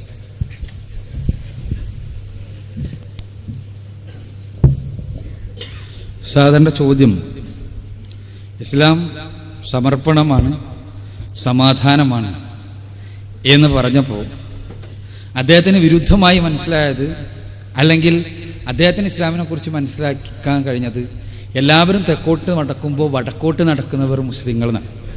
അതാണ് ചുരുക്കം പറഞ്ഞാൽ. ആദ്യം തന്നെ അദ്ദേഹം പറഞ്ഞത് ഇന്നാ നഹ്നു എന്ന് പറയുന്ന ആ നാം എന്ന് പറഞ്ഞത് മുഹമ്മദ് നബി ആയിക്കൂടെ എന്നാണ്. അവിടെയാണ് പ്രധാനപ്പെട്ട പ്രശ്നം. ഖുർആനിലെ 15-ാമത്തെ അധ്യായത്തിൽ 9-ാമത്തെ വചനം ഇവിടെ ഉദ്ധരിച്ചു. ഇന്നാ നഹ്നു നസ്സൽന ദിക്ര വഇന്നാ ലഹു ലഹാഫിളൂൻ എന്നാണ്. നാം ഈ വേദഗ്രന്ഥത്തെ, ഈ ഉത്ബോധനത്തെ അവതരിപ്പിച്ചിട്ടുള്ള നാമാണ്. ആ നാം തന്നെ അതിനെ കാത്തു സൂക്ഷിക്കുകയും ചെയ്യും എന്നാണ്. 14 നൂറ്റാണ്ടുകൾക്ക് മുമ്പ് മരണപ്പെട്ടു പോയ ഒരു സാധാരണ മനുഷ്യന്റെ കേവലമായൊരു ദിവാസ്വപ്നമായി അയാൾക്ക് പറയാൻ കഴിയുന്ന ഒരു കാര്യമായി മാറാമായിരുന്നു സുഹൃത്ത് പറഞ്ഞ പോലെയാണെങ്കിൽ ഇത്. എന്നാൽ അത്ഭുതകരം, ലോകത്ത് എല്ലാ വേദഗ്രന്ഥങ്ങളും മനുഷ്യരുടെ കൈകടത്തലുകൾക്ക് വിധേയമാക്കപ്പെട്ടപ്പോൾ ഖുർആൻ പച്ചയായി കൈകടത്തലുകൾക്ക് വിധേയമാക്കപ്പെടാതെ പൂർണ്ണമായ അർത്ഥത്തിൽ സംരക്ഷിക്കപ്പെടുന്നു. ഇത് ഒരു കേവലം കാട്ടറബിക്ക് പ്രവചിക്കാൻ കഴിയുന്ന, പ്രഖ്യാപിക്കാൻ കഴിയുന്ന കാര്യമല്ല. സർവ്വലോക രക്ഷിതാവായ തമ്പുരാന്റെ പ്രഖ്യാപനം തന്നെയാണ് അത് എന്ന്, അങ്ങനെ പരിശുദ്ധ ഖുർആനിലെ ഓരോ പ്രഖ്യാപനവും അങ്ങനെ തന്നെയാണ് എന്ന് അനുഭവങ്ങൾ കൃത്യമായി നമുക്ക് പഠിപ്പിച്ചു തരാം. ഇനി സുഹൃത്തിൻ്റെ പ്രധാനപ്പെട്ട ചോദ്യം സുഹൃത്തിന് ഒരുപാട് തെറ്റിദ്ധാരണകളിൽ നിന്നും, ഒരുപാട് കാര്യങ്ങൾ മനസ്സിലാക്കായ്മയിൽ നിന്നും, ഒരുപാട് പ്രചാരണ കോലാഹലങ്ങളിൽ നിന്നും എല്ലാം കൂടി ഉണ്ടായതാണ്. ഓരോ ചോദ്യങ്ങൾക്കും ഉത്തരം പറയുകയാണെങ്കിൽ, അദ്ദേഹം സൂചിപ്പിച്ച ഓരോ കാര്യങ്ങളും പറയുകയാണെങ്കിൽ മണിക്കൂറുകൾ വേണ്ടി വരും. സത്യത്തിൽ സുഹൃത്ത് ഉദ്ദേശിച്ചതുപോലെ ഉള്ള ഒരു രീതിയല്ലത്. അറബി ഭാഷ എന്നത് സ്വാഭാവികമാണ്. ഏത് ഭാഷക്കും അതിൻ്റെതായ രീതി ഉണ്ടാവും. അറബി ഭാഷക്ക് മാത്രമല്ല, ഹീബ്രു ഭാഷ എവിടെ നിന്ന് എഴുതുക? ഹീബ്രു ഭാഷ, ബൈബിൾ പഴയ നിയമത്തിന്റെ ഭാഷ, അറബി എഴുതുന്ന അതേ രീതിയിലാണ് എഴുതുക. അതേപോലെ തന്നെ ഹീബ്രുവിലുള്ള ഒറിജിനൽ നിങ്ങൾക്ക് പഴയ നിയമം ലഭിക്കുകയാണെങ്കിൽ നിങ്ങൾ മറിക്കേണ്ടി വരിക അറബിയിൽ പരിശുദ്ധ ഖുർആൻ മറിക്കുന്ന അതേ രീതിയിലാണ്. ആ ഓരോ ഭാഷ, സെമിറ്റിക് ഭാഷകളുടെ എഴുത്തിന്റെ രീതിശാസ്ത്രം, ഭാരതീയ ഭാഷകൾ മുൻപ് അങ്ങനെ ആയിരുന്നു. സംസ്കൃതത്തിന്റെ പൂർവ്വ സംസ്കൃതം, അതല്ലെങ്കിൽ ദേവനാഗരിയുടെ പൂർവ്വ രീതി, ലിപി ഈ രൂപത്തിലായിരുന്നു, അറബി എഴുതുന്നത് പോലെയായിരുന്നു. പക്ഷേ ഭാരതീയ ഭാഷകൾ ദ്രാവിഡ ഭാഷയുമായി താദത്മ്യം പ്രാപിച്ചതിന്റെ ഫലമായി ഉണ്ടായ ഇന്നത്തെ രീതി, ഇംഗ്ലീഷിന്റെ അതേ രീതി, ഗ്രീക്ക് ലെറ്റേഴ്സിന്റെ രീതി, ഇത് അറബി സ്വാഭാവികമായിട്ട് അങ്ങനെ എഴുതുമ്പോൾ അതിനനുസരിച്ചായിരിക്കും ടൈപ്പ് റൈറ്റിംഗ് മെഷീൻ ഉണ്ടാക്കുക. അതല്ലാതെ മലയാളികൾ എല്ലാവരും ചെയ്യണതിന്റെ എതിരിൽ ചെയ്യണം എന്ന് വിചാരിച്ചിട്ടല്ലാതെ. അതേപോലെ തന്നെ ഇസ്ലാമികമായ ചില ചര്യകളുണ്ട്. ഇസ്ലാമിക ചര്യകളിൽ വലതുഭാഗത്തിന് മുൻഗണന നൽകാൻ പറഞ്ഞിട്ടുണ്ട് ഓരോ വിഷയങ്ങളിൽ. ഇപ്പോൾ മുസ്ലിങ്ങൾ ഭക്ഷണം കഴിക്കുകയാണെങ്കിൽ നിർബന്ധമായും വലത് കൈകൊണ്ടായിരിക്കും ഭക്ഷണം കഴിക്കുന്നത്. അതേപോലെ തന്നെ ഓരോ വിഷയങ്ങളിൽ കൃത്യമായ മുൻഗണന നൽകുവാൻ പഠിപ്പിച്ചിട്ടുണ്ട്. വാഹനത്തിലേക്ക് കയറുകയാണെങ്കിൽ വലത് കാല് വെച്ചിട്ടായിരിക്കും കയറുന്നത്. അപ്പോൾ അത് എല്ലാവരും ഇടതുകാല് വെച്ച് കയറുമ്പോൾ വലത് കാല് വെച്ച് കയറണം എന്നുള്ളത് കൊണ്ടല്ല, പടച്ച തമ്പുരാന്റെ മാർഗനിർദ്ദേശം അങ്ങനെ ആയതുകൊണ്ടാണ്. പിന്നെ പ്രധാനപ്പെട്ട ഒരു പ്രശ്നമായി പറഞ്ഞത് ബഹുഭാര്യത്വത്തിന്റെ കാര്യമാണ്. യേശുക്രിസ്തു ബൈബിളിൽ ബഹുഭാര്യത്വത്തെ വിമർശിച്ചിട്ടുണ്ടെന്നാണ് സുഹൃത്ത് പറഞ്ഞത്. യേശുക്രിസ്തുവിന്റെ ഒരു വചനം ബൈബിളിൽ നിന്ന് ബഹുഭാര്യത്വത്തെ വിമർശിക്കുന്നതായി എനിക്കേതായിരുന്നാലും കാണാൻ കഴിഞ്ഞിട്ടില്ല. സുഹൃത്തിനൊന്ന് ഉദ്ധരിക്കാൻ കഴിഞ്ഞാൽ നമുക്ക് എല്ലാവർക്കും ഒന്ന് കേൾക്കാമായിരുന്നു. യേശുക്രിസ്തു വിവാഹത്തെയും നിരുത്സാഹപ്പെടുത്തിയിട്ടില്ല. അതേസമയം പൗലോസ് വിവാഹത്തെ നിരുത്സാഹപ്പെടുത്തിയിട്ടുണ്ട്. സ്ത്രീയെ തൊടാതിരിക്കുന്നതാണ് നിങ്ങൾക്ക് നല്ലത് എന്നാണ് പൗലോസിന്റെ കൊരിന്ത്യർക്ക് എഴുതിയ 1-ാം ലേഖനത്തിലെ 7-ാം അധ്യായത്തിൽ 1-ാമത്തെ വചനം. സ്ത്രീകളെ തൊടാതിരിക്കുന്നതാണ് നിങ്ങൾക്ക് നല്ലത്. സത്യത്തിൽ അതാണ് തലകുത്തനെ. അത് സുഹൃത്ത് മനസ്സിലാക്കുന്നതിൽ പരാജയപ്പെടാം. ഈ നന്മ സ്വീകരിക്കാൻ ലോകത്തുള്ള മുഴുവൻ മനുഷ്യരും തയ്യാറായിരുന്നെങ്കിൽ പൗലോസിന്റെ ആ തലമുറയോടുകൂടി ലോകത്തെ മനുഷ്യ സമൂഹം തന്നെ ഇല്ലാതാകുമായിരുന്നു എന്നുള്ളതാണ് വസ്തുത. അതേപോലെ തന്നെ കറുപ്പ് എന്ന നിറത്തിനോട് മുസ്ലിം സ്ത്രീകൾക്ക് പ്രത്യേകിച്ച് പ്രതിപത്തിയൊന്നുമില്ല. കറുപ്പ് എന്ന നിറത്തിനോട് ആ വസ്ത്രധാരണം അഥവാ മുഖവും മുൻകൈയും ഒഴിച്ചുള്ള ഭാഗങ്ങൾ മുഴുവനും മറക്കണമെന്നുള്ളത് ഇസ്ലാമിന്റെ വിധിയാണ്. അതിൽ തിരഞ്ഞെടുക്കുവാൻ സൗകര്യമുള്ള ഒരു നിറമായി കറുപ്പ് തിരഞ്ഞെടുക്കുന്നു എന്ന് മാത്രമേ ഉള്ളൂ. അതല്ല കറുപ്പ് എന്ന നിറത്തിനോട് പ്രത്യേകിച്ച് പ്രതിപത്തിയൊന്നുമില്ല. പിന്നെ കന്യാസ്ത്രീകളുടെ നിറം വെള്ളയായതുകൊണ്ട് അതിനെതിരാകാൻ വേണ്ടി കറുപ്പ് തിരഞ്ഞെടുത്തതല്ല. അങ്ങനെ കന്യാസ്ത്രീകൾക്ക് പ്രത്യേകിച്ച് ഒരു നിറവുമില്ല. അതും മനസ്സിലാക്കുക. മുൻപ് വെളുപ്പുണ്ടായിരുന്നു. അതേസമയം ഇപ്പോൾ സമൂഹത്തിനനുസരിച്ച്, സമയത്തിനനുസരിച്ച്, കാലത്തിനനുസരിച്ച്, ദേശത്തിനനുസരിച്ചുള്ള മാറ്റം എന്നുള്ളതാണ് പുതിയ നിയമം. ഇന്ത്യയെ സംബന്ധിച്ചിടത്തോളം കാക്കി കുപ്പായമാക്കി മാറ്റിക്കൊണ്ടിരിക്കുന്ന ഒരു സാഹചര്യത്തിലാണ് നമ്മൾ ജീവിക്കുന്നത്. ചുരുക്കത്തിൽ സുഹൃത്തിൻ്റെ മനസ്സിലാക്കലിനാണ് വളവ് സംഭവിച്ചത് എന്നെനിക്ക് തോന്നുന്നു. യഥാർത്ഥത്തിൽ ഇസ്ലാമിലെ ഓരോ വിഷയങ്ങൾക്കും നിയമപരമായ കൃത്യമായ കാരണങ്ങളുണ്ട്. ആ കാരണങ്ങളെക്കുറിച്ച് സുഹൃത്ത് ചോദിച്ചിട്ടില്ല. ചോദിച്ചാൽ ഇൻഷാ അല്ലാഹ് അദ്ദേഹം പറയുന്ന പോയിന്റുകൾ ഓരോ ചോദ്യങ്ങളായി ഉന്നയിക്കപ്പെടുമ്പോൾ ഇൻഷാ അല്ലാഹ് മറുപടി പറയാം. അതല്ലെങ്കിൽ അദ്ദേഹം പറഞ്ഞ ഓരോ കാര്യത്തിനും ഞാൻ മറുപടി പറഞ്ഞാൽ 2 മണിക്കൂർ അത് തന്നെ വേണ്ടി വരും. മറിച്ച് സുഹൃത്ത് മനസ്സിലാക്കിയതിലുള്ള അടിസ്ഥാനപരമായ പിഴവ് മനസ്സിലാക്കുക. ഏതാണ് മുസ്ലിങ്ങൾ ചെയ്യുന്നതിന് ആ ഒരു വിരുദ്ധ കോണിൽ നിന്നുകൊണ്ട് നോക്കിയപ്പോൾ സുഹൃത്തിന് തോന്നിയതാണ് എല്ലാവരും ഇങ്ങനെ തന്നെ ചെയ്യുന്നത്, എല്ലാവരും ഇങ്ങനെ തന്നെയാണ് ചെയ്യുന്നതെന്ന് സുഹൃത്തിന് തോന്നിപ്പോയതാണ്. സത്യത്തിൽ അങ്ങനെയൊന്നില്ല എന്നുള്ളതാണ് യാഥാർത്ഥ്യം. പിന്നെ ഓരോ വിഷയത്തിൽ ഇപ്പോൾ വലത് വശത്തിൻ്റെ ഞാൻ പറഞ്ഞു, അതേസമയം ഇടതുവശത്തെ ആ മുസ്ലിങ്ങളെ സംബന്ധിച്ചിടത്തോളം അത് മുൻഗണന നൽകുന്ന രംഗങ്ങളുണ്ട്. ഇപ്പോൾ ടോയ്ലറ്റിലേക്ക് കയറുമ്പോൾ ഇടത് കാലെടുത്ത് വെച്ചിട്ടാണ് മുസ്ലിം കയറുക. അപ്പോൾ മുസ്ലിമിൻ്റെ ജീവിതത്തിൽ തന്നെ വൈരുദ്ധ്യം എന്ന് പറയേണ്ടി വരും. വാഹനത്തിൽ കയറുമ്പോൾ വലത് കാലെടുത്ത് വെച്ച് കയറി മുസ്ലിം, ടോയ്ലറ്റിൽ കയറുമ്പോൾ ഇടത് കാലെടുത്ത് വെച്ച് കയറി. ജീവിതമാകെ ഉള്ള വൈരുദ്ധ്യത്തിൻ്റെ പേരാണ് ഇസ്ലാം എന്ന് വേണമെങ്കിൽ സുഹൃത്തിന് വേറെ ഒരു ഗവേഷണത്തിനും കൂടി ഏർപ്പെടാൻ കഴിയുമെന്നുള്ളതാണ് സത്യം. സത്യത്തിൽ അങ്ങനത്തെ ഒന്നില്ല എന്നുള്ളതാണ് യാഥാർത്ഥ്യം. കൃത്യമായ ദൈവിക മാർഗദർശനം അനുസരിച്ചുള്ള ജീവിതമാണ് ഇസ്ലാം കൊണ്ട് വിവക്ഷിക്കുന്നത്. അതാണ് സമർപ്പണത്തിൻ്റെ വിവക്ഷ എന്നുള്ളതാണ് സത്യം. ഉപചോദ്യം. ശരിക്ക് അക്ബർ സാഹിബിൻ്റെ ഈ ക്വസ്റ്റ്യൻ ആൻസർ ഒരു എന്താ പറയുക, ഒരു മടപ്പും ഒരു പടതായിടുന്ന പോലെയാണ്. ആൻസർ ക്ലിയർ ആയിട്ടില്ല. പക്ഷെ ഞാനത് എന്താ പറയുക അംഗീകരിക്കില്ല. പോട്ടെ, നമുക്ക് അവിടെ പോകണ്ട. ഈ ചോദിക്കുന്ന കാരണം ഇതാണ്. ഇപ്പോൾ ഇസ്ലാം ഇതിന് ഞാൻ ചോദിക്കുന്ന മുമ്പേ ഒരു ഇവിടെ നിലമ്പൂർ ഉദയച്ചിട്ട ചോദിച്ച ക്വസ്റ്റ്യനാണ്. ഇസ്ലാം പറയുന്ന ഖുറാനിലെ 1,22,000 പ്രവാചകന്മാരുണ്ട്. അപ്പം ആ ഹിന്ദു ഉദയച്ചേട്ട എനിക്ക് തോന്നുന്ന അവൻ പ്രവാചകന്മാരെ കുറെ നല്ലപോലെ അറിവുണ്ടാവും, ഇല്ലാതെ അറിയാൻ വേണ്ടി ചോദിച്ചാണ്. പക്ഷേ അതിന് ആൻസർ അക്ബർ സാബ് ശരിക്കും കൊടുത്തിട്ടില്ല. 3 ദിവസം വേണം പറയുന്നതിന് പേര് പറയാൻ വേണ്ടി. 1,22,000 പ്രവാചകൻ്റെ പേര് പറയാൻ വേണ്ടി 3 ദിവസം വേണം. ഞാൻ പറയട്ടെ, ഞാൻ ചലഞ്ച് ചെയ്യുക, 3 ദിവസം ഇല്ല 3 മാസം ഞാൻ സമയം തരാം. നിങ്ങൾ എൻ്റെ അഡ്രസ്സിൽ എഴുതുന്ന ആൻസർ തന്നെ മതി. നിങ്ങൾ സാധിക്കില്ല. എന്താണ് ബൈബിൾ പഴയ നിയമം, ഇത്ര പഴയ ഗ്രന്ഥം വരെ ഇല്ല. അതിനെ 20 പ്രവാചകൻ്റെ പേരുണ്ട്, പുസ്തകമുണ്ട്. പിന്നെ എങ്ങനെ 25,000 ഈ 1,22,000 പ്രവാചകന്മാർ? ഇപ്പോൾ ഞാൻ ഉദാഹരണം പറയാം. ഇപ്പോൾ ഊട്ടുകം പറയാൻ നമുക്ക് എല്ലാവർക്കും അറിയാം. ഊട്ടുകം ഒരു പ്രത്യേക പ്രാണിയാണ്, മരുഭൂമി കിട്ടുന്നതാണ്. ഇവിടെ നമുക്ക് കാണാൻ പറ്റില്ല. ഇപ്പോൾ ഞാൻ ചെറിയ കുട്ടീനെ പറയും, കാണുന്ന എല്ലാം പട്ടി പൂച്ചാണ്, ഇതാ ഊട്ടുകം അതാ ഊട്ടുകം അങ്ങനെ പറഞ്ഞാൽ എന്താവും? നമുക്കും അറിയാം ഊട്ടുകം ഒരു പ്രത്യേക പ്രാണിയാണ്. അത് മരുഭൂമിയിൽ 6 മാസം വരെ വെള്ളമില്ലാതെ ജീവിക്കാൻ സാധിക്കും. പിന്നെ ഞാൻ കാണാൻ എല്ലാം സാധനം കൊച്ചനെ പഠിപ്പിച്ച അത് ഒരു തെറ്റായിട്ട് പഠിപ്പിയാണ്. അതുപോലെ പ്രവാചക് എന്ന ഒരു പ്രത്യേക വ്യക്തിയാണ്. സാധാരണ ജനങ്ങളായിട്ട് അവർ വ്യത്യസ്ത തെരഞ്ഞെടുത്ത ദൈവം നബി മന്നെ നാബ മന്നെ വിളിച്ച് പറയുക.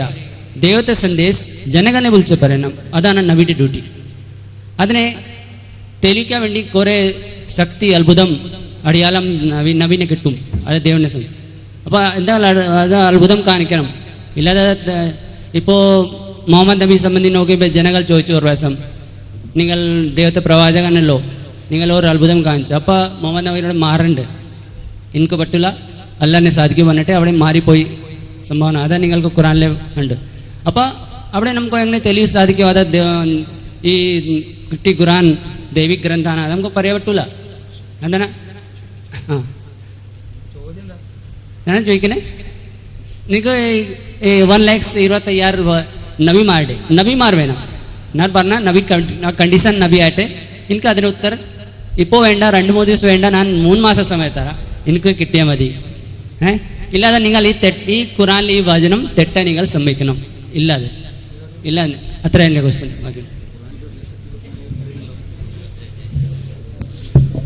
സുഹൃത്ത് പറയുന്നത്, ഈ പ്രോഗ്രാം മുമ്പ് നിലമ്പൂർ നടന്നൊരു പ്രോഗ്രാമിൽ അദ്ദേഹം ചോദ്യം ചോദിച്ചിരുന്നു. ആ ചോദ്യത്തിന് കൃത്യമായിട്ട് ഉത്തരം കിട്ടിയിട്ടില്ല എന്നാണ് സുഹൃത്തിൻ്റെ വാദം. ആ ചോദ്യം ചോദിച്ച അന്നത്തിൽ നിന്ന് അന്ന് ഞാൻ സ്വാഭാവികമായിട്ടും പറഞ്ഞിട്ടുണ്ടാകണം, ഏതെങ്കിലും ചോദ്യത്തിന് ഉത്തരമായിട്ടെങ്കിലും നിങ്ങൾ ഖുർആനിൽ നിന്ന് ഇസ്ലാമിനെ പഠിക്കുന്നു. അപ്പോൾ ചോദ്യത്തിന് ഉത്തരം അന്വേഷിച്ചുകൊണ്ടല്ല സുഹൃത്ത് വന്നത് അന്നും ഇന്നും എന്നുള്ളത് കൊണ്ട് തന്നെ അതിന് ശേഷം ഒരിക്കലും പരിശുദ്ധ ഖുർആനിലെ ഏതെങ്കിലും ഒരു വചനം ഒന്ന് മറച്ചു നോക്കാനെങ്കിലും ഒരു വിമർശനത്തിനെങ്കിലും ഒന്ന് മറച്ചു വെക്കാൻ സുഹൃത്തിന് തോന്നിപ്പോയിട്ടില്ല എന്നത് സങ്കടകരമായ അത്ഭുതമായി നിലനിൽക്കുകയാണ്.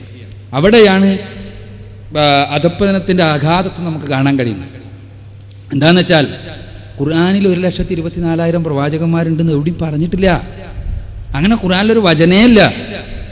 ആദ്യ സുഹൃത്ത് അത് മനസ്സിലാക്കുക. എന്നിട്ടല്ല ഖുർആനിലെ വചനം മാറ്റേണ്ടേ ഉള്ളൂ. ഖുർആനിലെ വചനം മാറ്റണം, ഞാൻ തോറ്റ് എന്ന് സമ്മതിച്ചാൽ പിന്നെ ചെയ്യേണ്ട ഖുർആനിലെ വചനം വായിക്കണം എന്നാണ്. ആദ്യം 24,000 പ്രവാചകന്മാരുടെ പേര് പറയാം, അത് എന്നിട്ടില്ലെങ്കിൽ ഖുർആനിലെ വചനം വായിക്കാം. റസൂലുള്ളാഹി സ്വല്ലല്ലാഹു അലൈഹി വസല്ലം പറഞ്ഞ് അതായി നമുക്ക് ഹദീസ് ഗ്രന്ഥങ്ങളിൽ കാണാൻ കഴിയുന്ന കാര്യമാണ് സുഹൃത്ത് പറഞ്ഞത്. ഖുർആനിലെ വചനമല്ല. സുഹൃത്തിനെ സംബന്ധിച്ചിടത്തോളം ഖുർആനിലെ വചനവും റസൂലുള്ളാഹി സ്വല്ലല്ലാഹു അലൈഹി വസല്ലമയുടെ വചനവും റസൂലിനെ കുറിച്ച് അന്നത്തെ ചരിത്രകാരന്മാർ പറഞ്ഞ വചനവുമെല്ലാം ഖുർആനായി തെറ്റിദ്ധരിക്കുക സ്വാഭാവികമാണ്. കാരണം ബൈബിളിന്റെ രൂപം ആ രൂപത്തിലുള്ളതാണെന്നുള്ളതുകൊണ്ട്. ബൈബിളിൽ ദൈവിക വചനവും പ്രവാചക വചനവും പ്രവാചകന്മാരെ കുറിച്ച് ചരിത്രകാരന്മാർ പറഞ്ഞതും പിന്നീട് പുരോഹിതന്മാർ എഴുതി ചേർത്തതും എല്ലാമുള്ള വചനങ്ങളുടെ സങ്കേതമാണ് ബൈബിൾ എന്നുള്ളതുകൊണ്ട് അതേ അളവുകോൽ വെച്ചുകൊണ്ട് സംസാരിച്ചപ്പോൾ ഉണ്ടായ അബദ്ധമാണിത്. ഖുർആനിൽ അങ്ങനെ ഒരു വചനമില്ല, അതുകൊണ്ട് തന്നെ മാറ്റണ്ട. ഇനിയുള്ള പ്രശ്നം 1,24,000 പ്രവാചകന്മാരുടെ പേര് പറയണമെന്ന് 3 മാസം മുമ്പ് സുഹൃത്തിൻ്റെ വക തരാമെന്നാണ് സുഹൃത്തിൻ്റെ പ്രധാനപ്പെട്ട ഒരു ഓഫർ. ഏതായിരുന്നാലും 3 മാസമല്ല 3 ലക്ഷം മാസം തന്നാലും പറയാൻ കഴിയില്ല. ആ പ്രവാചകന്മാരുടെ പേര് പ്രവാചകൻ സല്ലല്ലാഹു അലൈഹി വസല്ലം പഠിപ്പിച്ചു തരാത്തിടത്തോളം കാലം, പ്രവാചകൻ സല്ലല്ലാഹു അലൈഹി വസല്ലം പഠിപ്പിച്ചു തരാത്തിടത്തോളം കാലം എനിക്ക് പറയാൻ കഴിയില്ല. അതേസമയം ഈ പ്രവാചകന്മാരുടെ പേര് പറയുക എന്നോ പേര് പഠിക്കുക എന്നതോ പേര് പറഞ്ഞിട്ട് ആ പ്രവാചകന്മാർ എല്ലാവരും ഉണ്ടായിരുന്നു എന്ന് പറയുക എന്നതോ അല്ല ഇസ്ലാമിന് ലോകത്തിൻ്റെ മുന്നിൽ പറയാനുള്ളത്. ലോകത്ത് എവിടേക്കെല്ലാം പ്രവാചകന്മാർ കടന്നു വന്നുവോ, എവിടെയെല്ലാം മനുഷ്യരുണ്ടോ അവിടേക്ക് മുഴുവനും ദൈവികമായ മാർഗദർശനം നൽകുവാൻ വേണ്ടി പ്രവാചകന്മാരുടെ നിയോഗമുണ്ടായി എന്നാണ്. ദൈവം തമ്പുരാൻ നീതിമാനാണ് എന്ന് മുസ്ലിങ്ങൾ വിശ്വസിക്കുന്നു. ദൈവം തമ്പുരാൻ മനുഷ്യരെ സൃഷ്ടിച്ച പടച്ച തമ്പുരാൻ മനുഷ്യരോട് നീതി പ്രവർത്തിച്ചിട്ടുള്ളവനാണ് എന്ന് മുസ്ലിങ്ങൾ വിശ്വസിക്കുന്നു. ആദാമിന്റെ മക്കളായി ലോകത്തിന്റെ വ്യത്യസ്തങ്ങളായ ഭാഗങ്ങളിലേക്ക് ചിന്നിച്ചിതറിപ്പോയ മനുഷ്യ സമൂഹത്തിന് മുഴുവനും ഈ സത്യമാർഗത്തിലേക്ക്, സ്വർഗത്തിന്റെ പാതയിലേക്ക്, നിത്യജീവനിലേക്ക് നയിക്കാൻ വേണ്ടി പ്രവാചകന്മാരെ നിയോഗിച്ചുകൊണ്ട് വഴി കാണിച്ചു കൊടുത്ത നീതിമാനാണ് പടച്ച തമ്പുരാൻ. ബൈബിൾ മാത്രം ശരിയെന്ന് വിശ്വസിക്കുന്ന ആളുകളെ സംബന്ധിച്ചിടത്തോളം ആ ബൈബിളിലെ ദൈവം എന്ന് പറഞ്ഞാൽ ഇസ്രായേൽ പക്ഷപാതിയായ, ഇസ്രായേലർക്ക് വേണ്ടി വാദിക്കുന്ന, ഇസ്രായേലർക്ക് വേണ്ടി സ്വർഗം സംവരണം ചെയ്തു വെച്ചിട്ടുള്ള, ഇസ്രായേലർക്ക് മാത്രം ദൈവിക മാർഗദർശനം നൽകുന്ന ഒരു ദൈവമാണ്. മാത്രല്ല ആ ബൈബിൾ പ്രകാരം ആ ദൈവമുണ്ടല്ലോ, യഹോവ എന്ന ബൈബിളിലെ ദൈവം ഇസ്രായേൽ തറവാട്ടിന്റെ പിതാവായ യാക്കോബുമായി ഗുസ്തി പിടിച്ച് തോറ്റ ദൈവമാണ്. അപ്പൊ സ്വാഭാവികമായും ഇസ്രായേൽ വംശീയതയുടെ സ്വാധീനം കാണുന്ന ബൈബിൾ പഴയ നിയമത്തിലെ പ്രവാചക സങ്കല്പവുമായി ഇസ്ലാം പൂർണ്ണമായ വൈരുദ്ധ്യം പുലർത്തുന്നു. ഇസ്ലാം പറയുന്നത് ഏതെങ്കിലും തറവാടിനോ ഏതെങ്കിലും വിഭാഗത്തിനോ ഏതെങ്കിലും പ്രദേശത്തിനോ ഏതെങ്കിലും ദേശത്തിനോ കുത്തകയല്ല ധാർമ്മികമായ മാർഗനിർദ്ദേശം എന്നാണ്. അതാണ് പരിശുദ്ധ ഖുർആനിലെ നദീർ, ഒരൊറ്റ സമുദായവും കഴിഞ്ഞു പോയിട്ടില്ല ഒരു മുന്നറിയിപ്പുകാരന്റെ നിയോഗം ഉണ്ടായിട്ടല്ലാതെ എന്ന പ്രഖ്യാപനം വഴി ഖുർആൻ പ്രഖ്യാപിക്കുന്നത്. അതിന്റെ വ്യാഖ്യാനമായിക്കൊണ്ടാണ് റസൂലുള്ളാഹി സ്വല്ലല്ലാഹു അലൈഹി വസല്ലം പറഞ്ഞത്, ലക്ഷക്കണക്കിന് വർഷങ്ങളുടെ പാരമ്പര്യമുള്ള മനുഷ്യ സമുദായത്തിൽ ലോകത്തിന്റെ വ്യത്യസ്തങ്ങളായ ദേശങ്ങളിലേക്ക് ദൈവിക മാർഗദർശന പ്രകാരം മനുഷ്യരെ നയിക്കുവാൻ വേണ്ടി പ്രവാചകന്മാരുടെ നിയോഗം ഉണ്ടായിട്ടുണ്ട് എന്ന്. ആ പ്രവാചകന്മാരുടെ നിയോഗം എല്ലായിടത്തേക്കും ഉണ്ടായിട്ടുണ്ട്. ആ പ്രവാചകന്മാരിൽ അന്തിമനാണ് മുഹമ്മദ് റസൂലുള്ളാഹി സ്വല്ലല്ലാഹു അലൈഹി വസല്ലം. യേശു ക്രിസ്തു ഇസ്രായേൽ സമുദായത്തിലേക്ക് കടന്നു വന്നൊരു പ്രവാചകനാണ്. അവിടെ 1,25,000 പ്രവാചകന്മാരുടെ പേര് പറയുക എന്നതല്ല ഒരു മുസ്ലിം പ്രബോധകന്റെ ദൗത്യം. അങ്ങനെ കാരണം എന്താണെന്ന് വെച്ചാൽ അങ്ങനെ 1,25,000 പ്രവാചകന്മാരുടെ പേര് പറഞ്ഞ് പഠിപ്പിച്ചു കൊടുക്കുക എന്നുള്ളതല്ല ഒരു ജനങ്ങളെ ധാർമ്മികമായി ദൈവിക മാർഗദർശനത്തിലൂടെ വഴി നടത്തുവാൻ വേണ്ടി കടന്നു വന്ന ആ അന്തിമ പ്രവാചകന്റെയും ലക്ഷ്യതല്ല. മറിച്ചെന്താണ്, ഈ പ്രവാചകന്മാർ മുഴുവനും പഠിപ്പിച്ച പാതയിലേക്ക് മനുഷ്യരെ തിരിച്ചു കൊണ്ടുപോകലാണ്. യേശു പഠിപ്പിച്ച പാതയിൽ നിന്ന് ക്രിസ്ത്യാനികൾ വഴിതെറ്റിപ്പോയി. മോശ പഠിപ്പിച്ച പാതയിൽ നിന്ന് യഹൂദന്മാർ വഴിതെറ്റിപ്പോയി. ഇതേപോലെ തന്നെ ലോകത്തിന്റെ വ്യത്യസ്തങ്ങളായ ഭാഗങ്ങളിലുള്ള ഭാഗങ്ങളിലേക്ക് നിയോഗിക്കപ്പെട്ട പ്രവാചകന്മാർ പഠിപ്പിച്ച പാതയിൽ നിന്ന് ആ സമുദായങ്ങൾ വഴിതെറ്റിപ്പോയി. ആ വഴിതെറ്റിപ്പോയത് കൊണ്ട് അവരെ തിരിച്ച് ആ പ്രവാചകന്മാർ മുഴുവനും പഠിപ്പിച്ച പാതയിലേക്ക് തിരിച്ചു കൊണ്ടുവരുവാൻ വേണ്ടിയാണ് അന്തിമ പ്രവാചകനായ മുഹമ്മദ് റസൂലുള്ളാഹി സ്വല്ലല്ലാഹു അലൈഹി വസല്ലമയുടെ നിയോഗം ഉണ്ടാകുന്നത്. അവിടെ 1,00,000 ചില്ലാനം പ്രവാചകന്മാരുടെ പേര് ഖുർആനിലോ ഹദീസിലോ പറഞ്ഞിട്ടില്ല. അതുകൊണ്ട് തന്നെ ഇനി അടുത്ത പ്രാവശ്യം അന്നത്തെ 2 കൊല്ലം മുമ്പ് പറഞ്ഞ അന്നത്തെ ചോദ്യത്തിന് ഉത്തരം എനിക്ക് സംതൃപ്തമായിട്ടില്ല എന്ന് സുഹൃത്തിന് പറയാം. ചോദ്യത്തിന് ഉത്തരം പറഞ്ഞിട്ടില്ല എന്ന് പറയരുത്.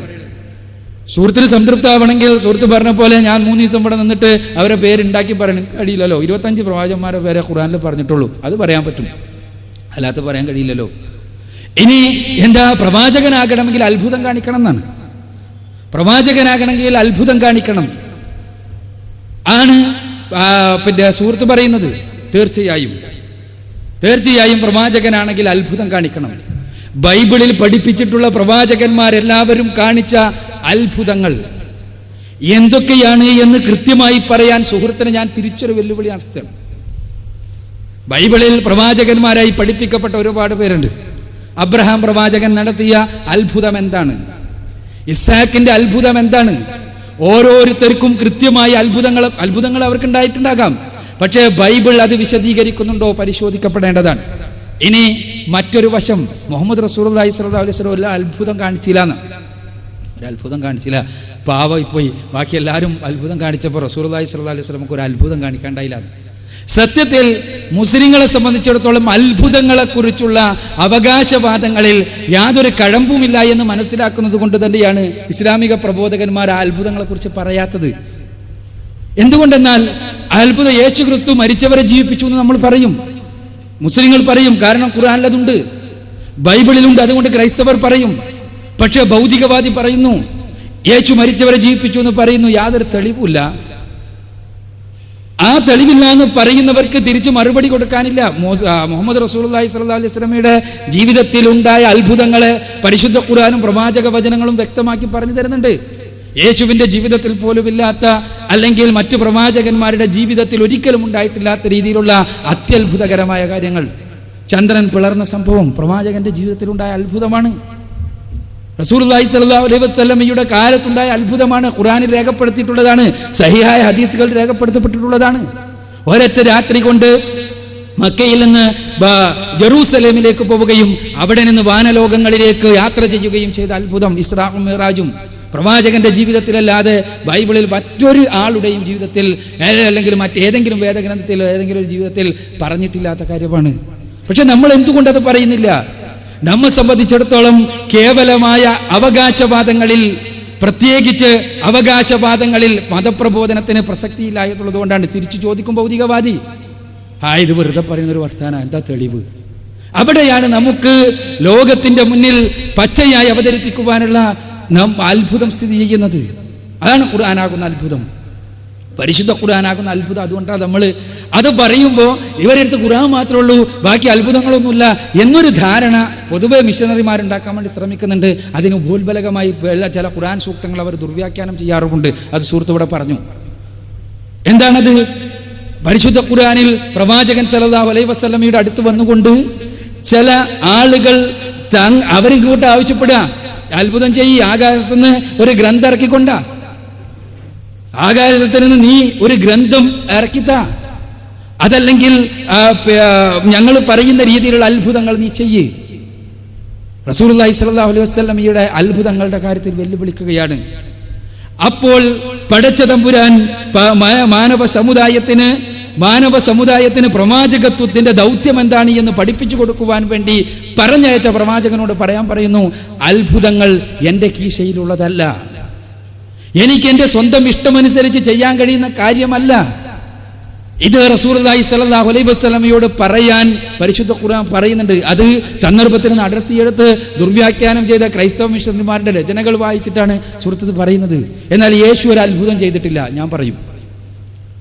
ഞാൻ പറയും ബൈബിളിലെ വചനങ്ങൾ ഞാൻ ഉദ്ധരിക്കാം. മത്തായിയുടെ സുവിശേഷം 12-ാം അധ്യായത്തിലെ 38-39 വചനങ്ങൾ എടുത്തു നോക്കുക. എന്താ പറയുന്നത്? യേശുവിനോട് അത്ഭുതം ചോദിക്കുന്ന ആളുകൾ, അവിടെ യേശുക്രിസ്തു തിരിച്ച് മറുപടി പറയുന്നു, ദുഷ്ടവും അവിശ്വസ്തവുമായ തലമുറ അല്ലാതെ അടയാളം ചോദിക്കുന്നില്ല. അവർക്ക് യോനാ പ്രവാചകന്റെ അടയാളമല്ലാതെ മറ്റൊരടയാളവും ലഭിക്കുകയില്ല. യോന 3 രാവും 3 പകലും കടലാനയുടെ വയറ്റിൽ കിടന്നതുപോലെ മനുഷ്യപുത്രൻ 3 രാവും പകലും ഭൂമിയുടെ ഉള്ളിലിരിക്കും. അപ്പൊ എന്താ, അവർക്ക് യോനാ പ്രവാചകന്റെ അടയാളം മാത്രമേ കൊടുക്കൂ. ഇതിനർത്ഥം യേശു മരിച്ചവരെ ജീവിപ്പിച്ചിട്ടില്ല എന്നാണോ? യേശു കുഷ്ഠരോഗികളെ സുഖപ്പെടുത്തിയിട്ടില്ല എന്നാണോ? മറിച്ച് കൃത്യമായി എത്ര അത്ഭുതങ്ങൾ ചെയ്തിട്ടും ആ അത്ഭുതങ്ങളോട് പുറംതിരിഞ്ഞു നിൽക്കുകയും വീണ്ടും വീണ്ടും കേവലം അത്ഭുതം ചെയ്യുവാൻ വേണ്ടി ആവശ്യപ്പെടുകയും അത്ഭുതങ്ങളെ പരീക്ഷണാത്മകമായി സംസാരിക്കുകയും ചെയ്ത ആ ആളുകളോട് തിരിച്ച് യേശു മറുപടി പറയുന്നതായിട്ടാണ് ബൈബിൾ പരിചയപ്പെടുത്തുന്നത്. അപ്പോൾ ഞാൻ സൂചിപ്പിക്കുന്നത്, ഈ രൂപത്തിൽ പരിശുദ്ധ ഖുർആൻ പറയുന്നത് എന്തുമാത്രമാണ്? ഈ അത്ഭുതങ്ങൾ പ്രവാചകന്മാരുടെ ആരുടെയും പോക്കറ്റിൽ നിന്ന് എടുത്തു കൊടുക്കാൻ പറ്റുന്ന സാധനമല്ല. മറിച്ച് ആ പ്രവാചകന്മാർ ഓരോ അത്ഭുതം കാണിക്കുമ്പോഴും യേശുക്രിസ്തു പറഞ്ഞല്ലോ, ഇത് എനിക്ക് സ്വന്തമായി യാതൊന്നും ചെയ്യാൻ കഴിയില്ല. യേശു പറയുന്നത് നിങ്ങൾക്ക് കാണാൻ കഴിയും. യോഹന്നാന്റെ സുവിശേഷം 5-ാം അധ്യായത്തിലെ 19-ാമത്തെ വചനത്തിൽ, എനിക്ക് സ്വന്തമായി യാതൊന്നും ചെയ്യാൻ കഴിയില്ല, പിതാവായ ദൈവം ചെയ്തു കാണിക്കുന്നത് മാത്രമാണ് ഞാൻ ചെയ്യുന്നത്.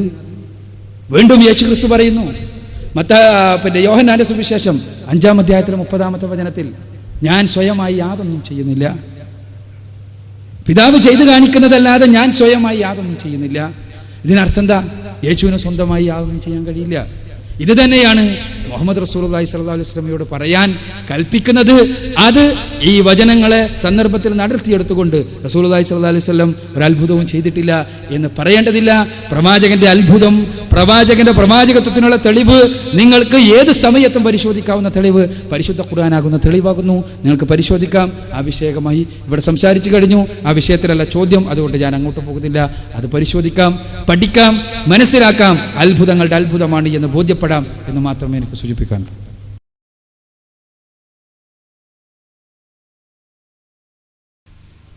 എൻ്റെ പേര് രമേശൻ. ഞാനൊരു അധ്യാപകനാണ്. ഒളവട്ടൂർ ഒരു സ്കൂൾ അധ്യാപകനാണ്.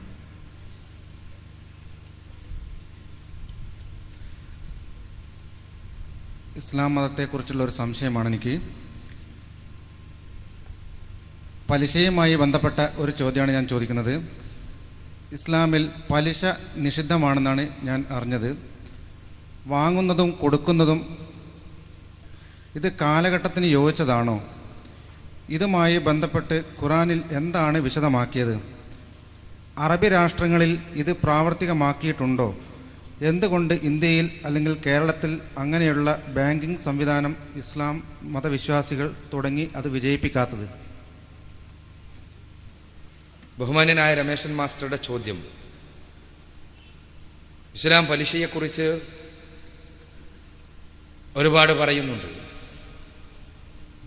പലിശ വാങ്ങുന്നതും കൊടുക്കുന്നതുമെല്ലാം തെറ്റാണെന്ന് പറയുന്നുണ്ട്. ഇത് എത്രത്തോളം പ്രായോഗികമാണ്? അറബ് നാടുകളിൽ പലിശരഹിതമായ ബാങ്കിങ് സമ്പ്രദായമുണ്ടോ? ഇവിടെ എന്തുകൊണ്ടാണ് അത്തരം സമ്പ്രദായങ്ങൾ ഉയർന്നു വരാത്തത്? വളരെ പ്രസക്തമായൊരു ചോദ്യമാണിത്, വളരെയേറെ പ്രസക്തമായ ചോദ്യം. പരിശുദ്ധ ഖുർആൻ 2-ാമത്തെ അധ്യായം സൂറത്തുൽ ബഖറയിലെ 275-ാമത്തെ വചനത്തിൽ, വളരെ ദീർഘമായ വചനത്തിൽ പടച്ചതമ്പുരാൻ പലിശയും കച്ചവടവും തമ്മിലുള്ള വ്യത്യാസം കൃത്യമായി രേഖപ്പെടുത്തുകയുണ്ടായി, പറഞ്ഞു തരികയുണ്ടായി. അഹല്ലല്ലാഹുൽ ബൈഅ വഹറമ റിബ. അല്ലാഹു സുബ്ഹാനഹു വ തആല നിങ്ങൾക്ക് കച്ചവടം അനുവദിക്കുകയും റിബ പലിശ നിരോധിക്കുകയും ചെയ്തിരിക്കുന്നു.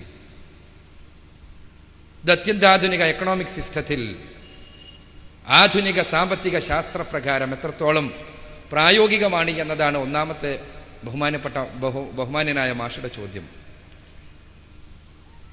ഇന്നത്തെ എക്കണോമിക്സ്, ആധുനിക സാമ്പത്തിക വ്യവസ്ഥിതി പലിശാധിഷ്ഠിതമായൊരു വ്യവസ്ഥിതിയെയാണ് മുന്നിൽ കണ്ടുകൊണ്ട് പ്രവർത്തിക്കുന്നത്.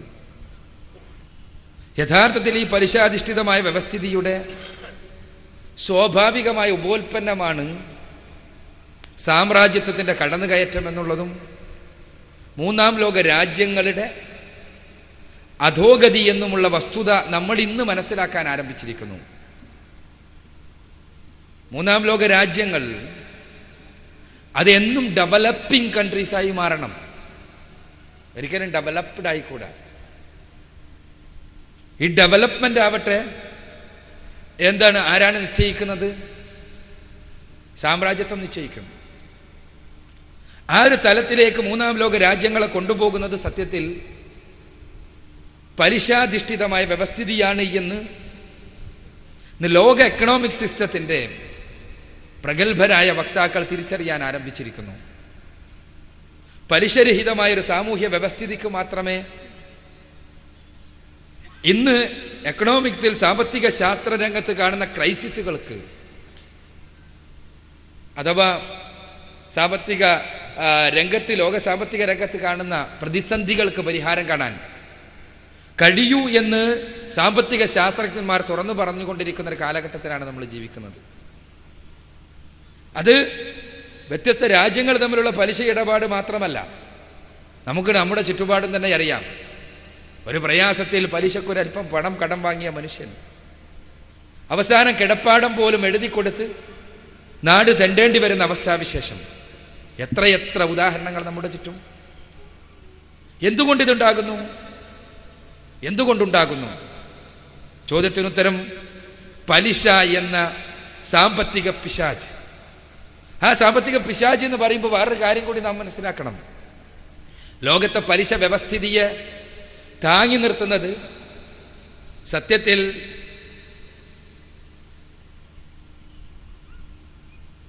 സയണിസവും അതേപോലെ തന്നെ ഫ്രീമൈസണറിയുമാണ്. ഫ്രീമൈസണറി പ്രസ്ഥാനമാണ് പലിശാധിഷ്ഠിതമായ സാമ്പത്തിക വ്യവസ്ഥയെക്കുറിച്ച് കൃത്യമായ രേഖയുണ്ടാക്കി ലോകത്തിൻ്റെ മുന്നിൽ അവതരിപ്പിക്കുകയും അതിലേക്ക് എല്ലാ രാജ്യങ്ങളെയും എല്ലാവരെയും ആകർഷിക്കുകയും ചെയ്തുകൊണ്ടിരിക്കുന്നത്. ഫ്രീമൈസണറിയുടെ ബ്രെയിൻ, തലച്ചോറ് ഇസ്രായേലാണ് എന്ന് നമുക്കറിയാവുന്നതാണ്. ഈ ഇസ്രായേൽ യൂതരാഷ്ട്രം എന്ന് സ്വയം പ്രഖ്യാപിക്കുന്ന ഇസ്രായേൽ രാഷ്ട്രം ലോകത്തെ പലിശയുടെ കുത്തകക്കാർ ഷൈലോക്ക് നമുക്കറിയാം. പലിശയുടെ പ്രതിനിധിയായി ഷേക്സ്പീരിയൻ നാടകങ്ങളിൽ പ്രത്യക്ഷപ്പെടുന്ന ഷൈലോക്ക്. ആ ഷൈലോക്കിന്റെ പിന്മുറക്കാർ സ്വന്തം രാജ്യത്ത് ഇന്ന് പലിശരഹിതമായ ബാങ്കിങ് സമ്പ്രദായം ആരംഭിക്കുകയല്ല, പ്രയോഗവൽക്കരിക്കുക കൂടി ചെയ്തിട്ടുണ്ട് എന്ന വസ്തുത നമ്മൾ മനസ്സിലാക്കണം. അവിടെ നിന്ന് നെഗറ്റീവ് പലിശയാണ്. പണം ബാങ്കിൽ നിക്ഷേപിക്കണം, അങ്ങോട്ട് കാശ് കൊടുക്കണം. എന്താ കാരണം? രാജ്യത്തിൻ്റെ സമഗ്രമായ പുരോഗതിക്ക് പലിശാധിഷ്ഠിതമായ സാമ്പത്തിക വ്യവസ്ഥിതി തടസ്സമാണ് എന്ന് തിരിച്ചറിയാൻ ലോകവ്യാപകമായി പലിശയെ പ്രൊമോട്ട് ചെയ്യുന്നവർക്ക് കഴിഞ്ഞിരിക്കുന്നു എന്നാണ് ഇതിനർത്ഥം. ഇസ്ലാം 14 നൂറ്റാണ്ടുകൾക്ക് മുമ്പ് പറഞ്ഞു, കച്ചവടം അനുവദനീയം, പക്ഷേ പണം ഉപയോഗിച്ചുള്ള കച്ചവടമുണ്ടല്ലോ, അത് അനുവദനീയമല്ല. പണം ഉപയോഗിച്ചുള്ള കച്ചവടമാണ് പലിശ. എന്താ പലിശയുടെ പ്രശ്നം? പലിശയുടെ പ്രശ്നം മറ്റൊന്നുമല്ല, സമ്പത്തിനെ സമൂഹത്തിൽ റിവോൾവ് ചെയ്യപ്പെടുന്നതിൽ നിന്ന് തടഞ്ഞു നിർത്തുകയും സമ്പത്തിനെ പ്രൊഡക്റ്റീവ് അല്ലാതാക്കി മാറ്റുകയും മറിച്ച് ആളുകളെ അലസന്മാരാക്കി തീർക്കുകയും ചെയ്യുന്ന ഒരു വശത്ത്, മറ്റൊരു വശത്ത് പാവപ്പെട്ടവനെ ചൂഷണം ചെയ്യുകയും അവനെ എന്നും പാവപ്പെട്ടവനായി, എന്നും പ്രയാസം സഹിക്കുന്നവനായി, എന്നും അടിമയായി നിലനിർത്തുകയും ചെയ്യുന്നു. ഈ പലിശ വ്യവസ്ഥിതിയുടെ അടിവേര് ഇസ്ലാം മറച്ചു കളഞ്ഞു. പക്ഷേ ആധുനിക സാമ്പത്തിക വ്യവസ്ഥിതിയെ താങ്ങി നിർത്തുന്ന തൂണുകളെല്ലാം തന്നെ പലിശയിൽ നിന്ന് ഉയർക്കൊള്ളുന്നതാണ്. അതുകൊണ്ട് തന്നെ പലിശരഹിതമായൊരു സാമ്പത്തിക വ്യവസ്ഥിതിയെക്കുറിച്ച് ആധുനിക ലോകത്തിന് മൊത്തത്തിൽ ചിന്തിക്കാനേ കഴിയുന്നില്ല. അതൊരു പ്രധാനപ്പെട്ട പ്രശ്നമാണ്. നമ്മൾ ഒരു പ്രശ്നമുണ്ടാക്കുന്നു, ആ പ്രശ്നത്തിൻ്റെ നടുവിൽ നിന്നുകൊണ്ട് ഇതല്ലാത്ത എന്ത് പരിഹാരം എന്നാണ് നമ്മൾ ചിന്തിക്കുന്നത്. ഒരു പ്രശ്നത്തിന് നടുവിൽ നിന്നിട്ട് നമ്മൾ തന്നെ ഉണ്ടാക്കി തരുന്ന പ്രശ്നം. യഥാർത്ഥത്തിൽ ഈ സാമ്പത്തിക വ്യവസ്ഥിതി തന്നെ പലിശാധിഷ്ഠിതമാണ്. ആ പലിശാധിഷ്ഠിതമായ സാമ്പത്തിക വ്യവസ്ഥിതിക്ക് പുറത്തുപോയി യഥാർത്ഥത്തിൽ പലിശരഹിതമായൊരു സാമ്പത്തിക വ്യവസ്ഥിതിയെ നമുക്ക് ലോകത്തിൻ്റെ മുന്നിൽ സമർപ്പിക്കുവാൻ സാധിക്കുമ്പോൾ മാത്രമേ പൂർണ്ണമായ അർത്ഥത്തിലുള്ള ചൂഷണരഹിതമായ സാമ്പത്തിക വ്യവസ്ഥിതി ഉണ്ടായി വരികയുള്ളൂ. പലിശരഹിതമായ ഇസ്ലാമിൻ്റെ ആദർശങ്ങളിൽ ആകൃഷ്ടരായി ഇസ്ലാം സ്വീകരിച്ച ഡോക്ടർ ഡേവിഡ് മൂസ പിഡ്കോക്ക് കേരളത്തിൽ വന്നപ്പോൾ ഏതാനും മാസങ്ങൾക്ക് മുമ്പ് എറണാകുളത്ത് വെച്ച് നടന്ന മുജാഹിദ് സംസ്ഥാന സമ്മേളനത്തോടനുബന്ധിച്ച് അദ്ദേഹം കേരളത്തിൽ വന്നപ്പോൾ അദ്ദേഹവുമായി സംസാരിച്ചപ്പോൾ അദ്ദേഹം പലിശ വ്യവസ്ഥിതിയുടെ ക്രൂരമായ കൈകളെക്കുറിച്ച്, ദ്രംഷ്ടങ്ങളെക്കുറിച്ച് അദ്ദേഹം വളരെ വാചാലമായി സംസാരിക്കുകയുണ്ടായി.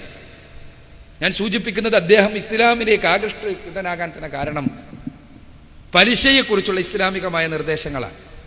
ഒരു ദിവ്യമായ ദൈവികമായ ആദർശത്തിനല്ലാതെ ഒരിക്കലും പലിശരഹിതമായൊരു സാമ്പത്തിക വ്യവസ്ഥിതിക്ക് ആവശ്യമായി ഇത്രയും സമഗ്രമായ ദർശനം മുന്നോട്ട് വെക്കാൻ സാധ്യമല്ല എന്നാണ് അദ്ദേഹം പറയുന്നത്.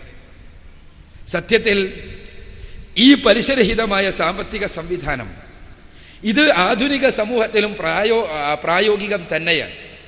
ഇങ്ങനെ എല്ലാമുള്ള സാമ്പത്തിക വ്യവസ്ഥിതി പലിശാധിഷ്ഠിതമാണെങ്കിലും ആധുനിക സമൂഹത്തിലും സമാന്തരമായ സാമ്പത്തിക സംവിധാനം ഉണ്ടാക്കിയെടുക്കാൻ സാധിക്കും. സുഹൃത്ത് ചോദിച്ചല്ലോ, അറേബ്യൻ നാടുകളിൽ പലിശരഹിതമായ സാമ്പത്തിക സംവിധാനമുണ്ടോ? തീർച്ചയായും ഉണ്ട്. പല രാജ്യങ്ങളിലുമുണ്ട്. സൗദി അറേബ്യയിൽ ഉള്ളത് നേരിട്ട് എനിക്കറിയാം. അതേപോലെ തന്നെ കുവൈത്തിലുള്ളത് നേരിട്ടറിയാം. അതേപോലെ ഇസ്ലാമിക് ബാങ്കിങ് സമ്പ്രദായം ഖത്തറിലും മറ്റ് പല പ്രദേശങ്ങളിലും ഉള്ളത് നേരിട്ടറിയാം. അപ്പോൾ അവിടെ പലിശാധിഷ്ഠിതമായ സാമ്പത്തിക സംവിധാനമുണ്ട് പല സ്ഥലങ്ങളിലും. പക്ഷെ അതിന് സമാന്തരമായി തന്നെ പലിശരഹിതമായ സാമ്പത്തിക സംവിധാനങ്ങൾ രൂപപ്പെട്ട് വളർന്ന് വന്നുകൊണ്ടിരിക്കുന്നുണ്ട്. ഇന്ത്യ രാജ്യത്ത് പലിശരഹിതമായ സാമ്പത്തിക സംവിധാനങ്ങൾക്ക് ഒരുപാട് പരിമിതികളുണ്ട്. ഇന്ത്യയിലെ ഒരു ബാങ്കിങ് സിസ്റ്റം തുടങ്ങണമെങ്കിൽ ആദ്യം റിസർവ് ബാങ്കിൻ്റെ അനുമതി വേണം. റിസർവ് ബാങ്ക് പലിശരഹിതമായ സാമ്പത്തിക സംവിധാനങ്ങൾക്ക് അനുമതി നൽകുന്ന ഒരവസ്ഥയിലല്ല എന്നുള്ളത് നമ്മൾ ആ ബന്ധവുമായി വലിയ സാമ്പത്തിക സംവിധാനങ്ങൾ ഇത്തരം സിസ്റ്റങ്ങളെക്കുറിച്ച് പഠിക്കാൻ വേണ്ടി ശ്രമിച്ചതുകൊണ്ട് തന്നെ, റിസർവ് ബാങ്കുമായി ബന്ധപ്പെടാൻ ശ്രമിച്ചതുകൊണ്ട് തന്നെയാണ് ഞാൻ സൂചിപ്പിക്കുന്നത്, ഇങ്ങനെ സാമ്പത്തിക സംവിധാനങ്ങൾക്ക് വലിയ സംവിധാനങ്ങൾക്ക് അനുമതി നൽകാൻ റിസർവ് ബാങ്ക് സന്നദ്ധമല്ല. എന്നാൽ പ്രാദേശികമായി പാവപ്പെട്ട മനുഷ്യരെ സഹായിക്കുവാൻ വേണ്ടി ചെറിയ ചെറിയ കാര്യങ്ങൾക്ക് വേണ്ടി എങ്കിലും പലിശയിൽ നിന്ന് പലിശ വാങ്ങി 1000 രൂപയ്ക്കും 2000 രൂപക്കും 5000 രൂപക്കും ഏതെങ്കിലും ഒരു രോഗി ഉണ്ടാകുമ്പോൾ ആ രോഗത്തിന് ചികിത്സിക്കുവാൻ വേണ്ടി വട്ടിക്കാരൻ്റെ അടുത്ത് പോയി പലിശ വാങ്ങി അയാൾക്ക് ജീവിതത്തെ അധ്വാനിച്ച് അധ്വാനത്തിൻ്റെ വിയർപ്പിൽ നിന്ന് കൊടുത്ത് നട്ടലൊടിഞ്ഞ് അവസാനം കൊടുക്കാൻ വയ്യാതെ വീടും പറമ്പും പണയം വെക്കേണ്ടി വരുന്ന, അല്ലെങ്കിൽ വീടും പറമ്പും വിൽക്കേണ്ടി വരുന്ന, മറ്റുള്ളവർക്ക് കൊടുക്കേണ്ടി വരുന്ന വളരെ പ്രയാസകരമായ അവസ്ഥക്ക് മാറ്റം വരുത്തുവാൻ ഓരോ പ്രദേശത്തുമുള്ള മുസ്ലിം സംഘടനകൾ വിചാരിച്ചാൽ തീർച്ചയായും സാധിക്കും. ഓരോ പ്രദേശത്തും ചെറിയ ചെറിയ പലിശരഹിതമായ സാമ്പത്തിക സംവിധാനങ്ങൾ ഉണ്ടാകണം. മുസ്ലിം സമൂഹത്തിൻ്റെ നേർക്കാണ് രമേശൻ മാഷ് വിരൽ ചൂണ്ടിയിട്ടുള്ളത്. പലിശരഹിതമായ സാമ്പത്തിക സംവിധാനത്തെക്കുറിച്ച് ഒരുപാട് പറയുന്ന, ചൂഷണരഹിതമായ സാമ്പത്തിക സംവിധാനത്തെക്കുറിച്ച് പറയുന്ന ഇസ്ലാമിക പരിശുദ്ധ ഖുർആന്റെ അനുയായികൾക്കിടയിൽ അത്തരം സംവിധാനങ്ങൾ എവിടെയെന്നാണ് ചോദ്യം. ആ സംവിധാനങ്ങൾ എവിടെയെന്ന ചോദ്യം ഇസ്ലാമിക സംഘടനകളുടെ ഹൃദയത്തിനകത്ത് പ്രകമ്പനം സൃഷ്ടിക്കുകയും ഓരോ പ്രദേശത്തും ചെറുതും വലുതുമായ പലിശരഹിത സാമ്പത്തിക സംരംഭങ്ങൾ ആരംഭിക്കുവാൻ നമ്മൾ പരിശ്രമിക്കുകയും ചെയ്യേണ്ടതുണ്ട്. ഖുർആനിൻ്റെ ആയത്തിനെ, ഖുർആനിൻ്റെ പരാമർശങ്ങളെ നമ്മുടെ ജീവിതത്തിലേക്ക് അങ്ങനെ പകർത്തുവാൻ നമ്മൾ സന്നദ്ധമാകേണ്ടതുണ്ട് എന്നാണ് എനിക്ക് ഈ വിഷയകമായി സൂചിപ്പിക്കാനുള്ളത്.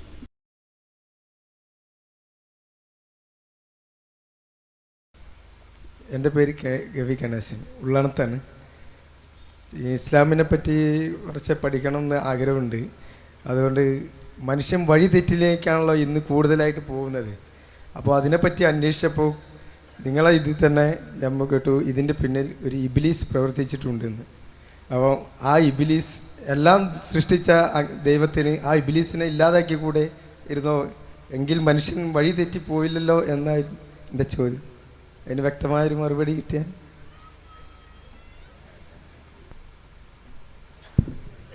സുഹൃത്തിൻ്റെ ചോദ്യം, എല്ലാം സൃഷ്ടിച്ച കരുണാപരനായ തമ്പുരാന് ഇബ്ലീസിനെ ഇല്ലാതാക്കി കൂടായിരുന്നോ എന്ന്. എന്നാൽ പിന്നെ ഈ പ്രശ്നമൊന്നുമില്ലല്ലോ. നല്ലൊരു ചോദ്യമാണത്. തീർച്ചയായും ചോദ്യം എന്നോടല്ല ചോദിക്കേണ്ടത്, സൃഷ്ടാവായ തമ്പുരാനോടാണ്. പക്ഷേ ഈ സൃഷ്ടാവായ തമ്പുരാനോടുള്ള ചോദ്യത്തിന് നമ്മൾ മനസ്സിലാക്കാൻ വേണ്ടി ശ്രമിക്കണം. ഇവിടെ നമ്മളൊരു കാര്യം മനസ്സിലാക്കേണ്ടതുണ്ട്. ഇവിടെ ഇബ്ലീസ് ഉണ്ട്, അല്ലെങ്കിൽ പൈശാചിക ശക്തികളുണ്ട് മനുഷ്യനെ തിന്മയിലേക്ക് ആകർഷിക്കാൻ. ഇതുണ്ടായിട്ട് വേറൊരു ജീവി വർഗത്തെയും തിന്മയിലേക്ക് ആകർഷിക്കപ്പെട്ടിട്ടില്ല. വേറൊരു ജീവി വർഗത്തെയും അത് ആകർഷിക്കാൻ വേണ്ടി ശ്രമിക്കുന്നില്ല. ലോകത്ത് എത്ര ജീവിവർഗങ്ങളുണ്ട് അല്ലേ?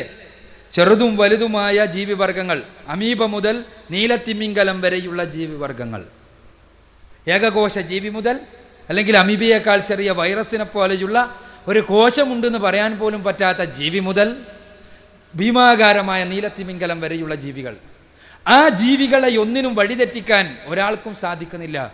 അവ എന്താണ്? പ്രകൃതിയുടെ ഭാഗമാണ്. അവക്ക് നൽകപ്പെട്ട രീതിയിൽ തന്നെ മുന്നോട്ട് പോകുന്നു. മനുഷ്യനെ സംബന്ധിച്ചിടത്തോളം മനുഷ്യന് നന്മയും തിന്മയും പ്രവർത്തിക്കുവാൻ പടച്ചതമ്പുരാൻ കഴിവ് നൽകിയത് കൊണ്ടാണ് അവൻ തെറ്റിലേക്ക് പോകുന്നത്. ഇവിടെ പൈശാചിക ശക്തി ഇല്ലെങ്കിലും അവന് തെറ്റ് ചെയ്യുവാൻ, സെലക്ട് ചെയ്യുവാൻ അഥവാ തിരഞ്ഞെടുക്കുവാനുള്ള സ്വാതന്ത്ര്യം നൽകപ്പെട്ടതുകൊണ്ട് തന്നെ അവന് തെറ്റ് ചെയ്യാൻ കഴിയും. പൈശാചിക ശക്തി എന്താ ചെയ്യുന്നത്? തെറ്റിലേക്ക് മനുഷ്യരെ പ്രലോഭിപ്പിക്കാൻ വേണ്ടി പരിശ്രമിക്കുകയാണ്. മനുഷ്യനെ പ്രലോഭിപ്പിക്കാൻ വേണ്ടി ശ്രമിക്കുന്നു എന്ന് മാത്രം. അവിടെ മനുഷ്യാസ്തിത്വത്തിൻ്റെ സവിശേഷതയാണ് നന്മ ചെയ്യുവാൻ കഴിയുമെന്നതും തിന്മ ചെയ്യുവാൻ കഴിയുമെന്നതും.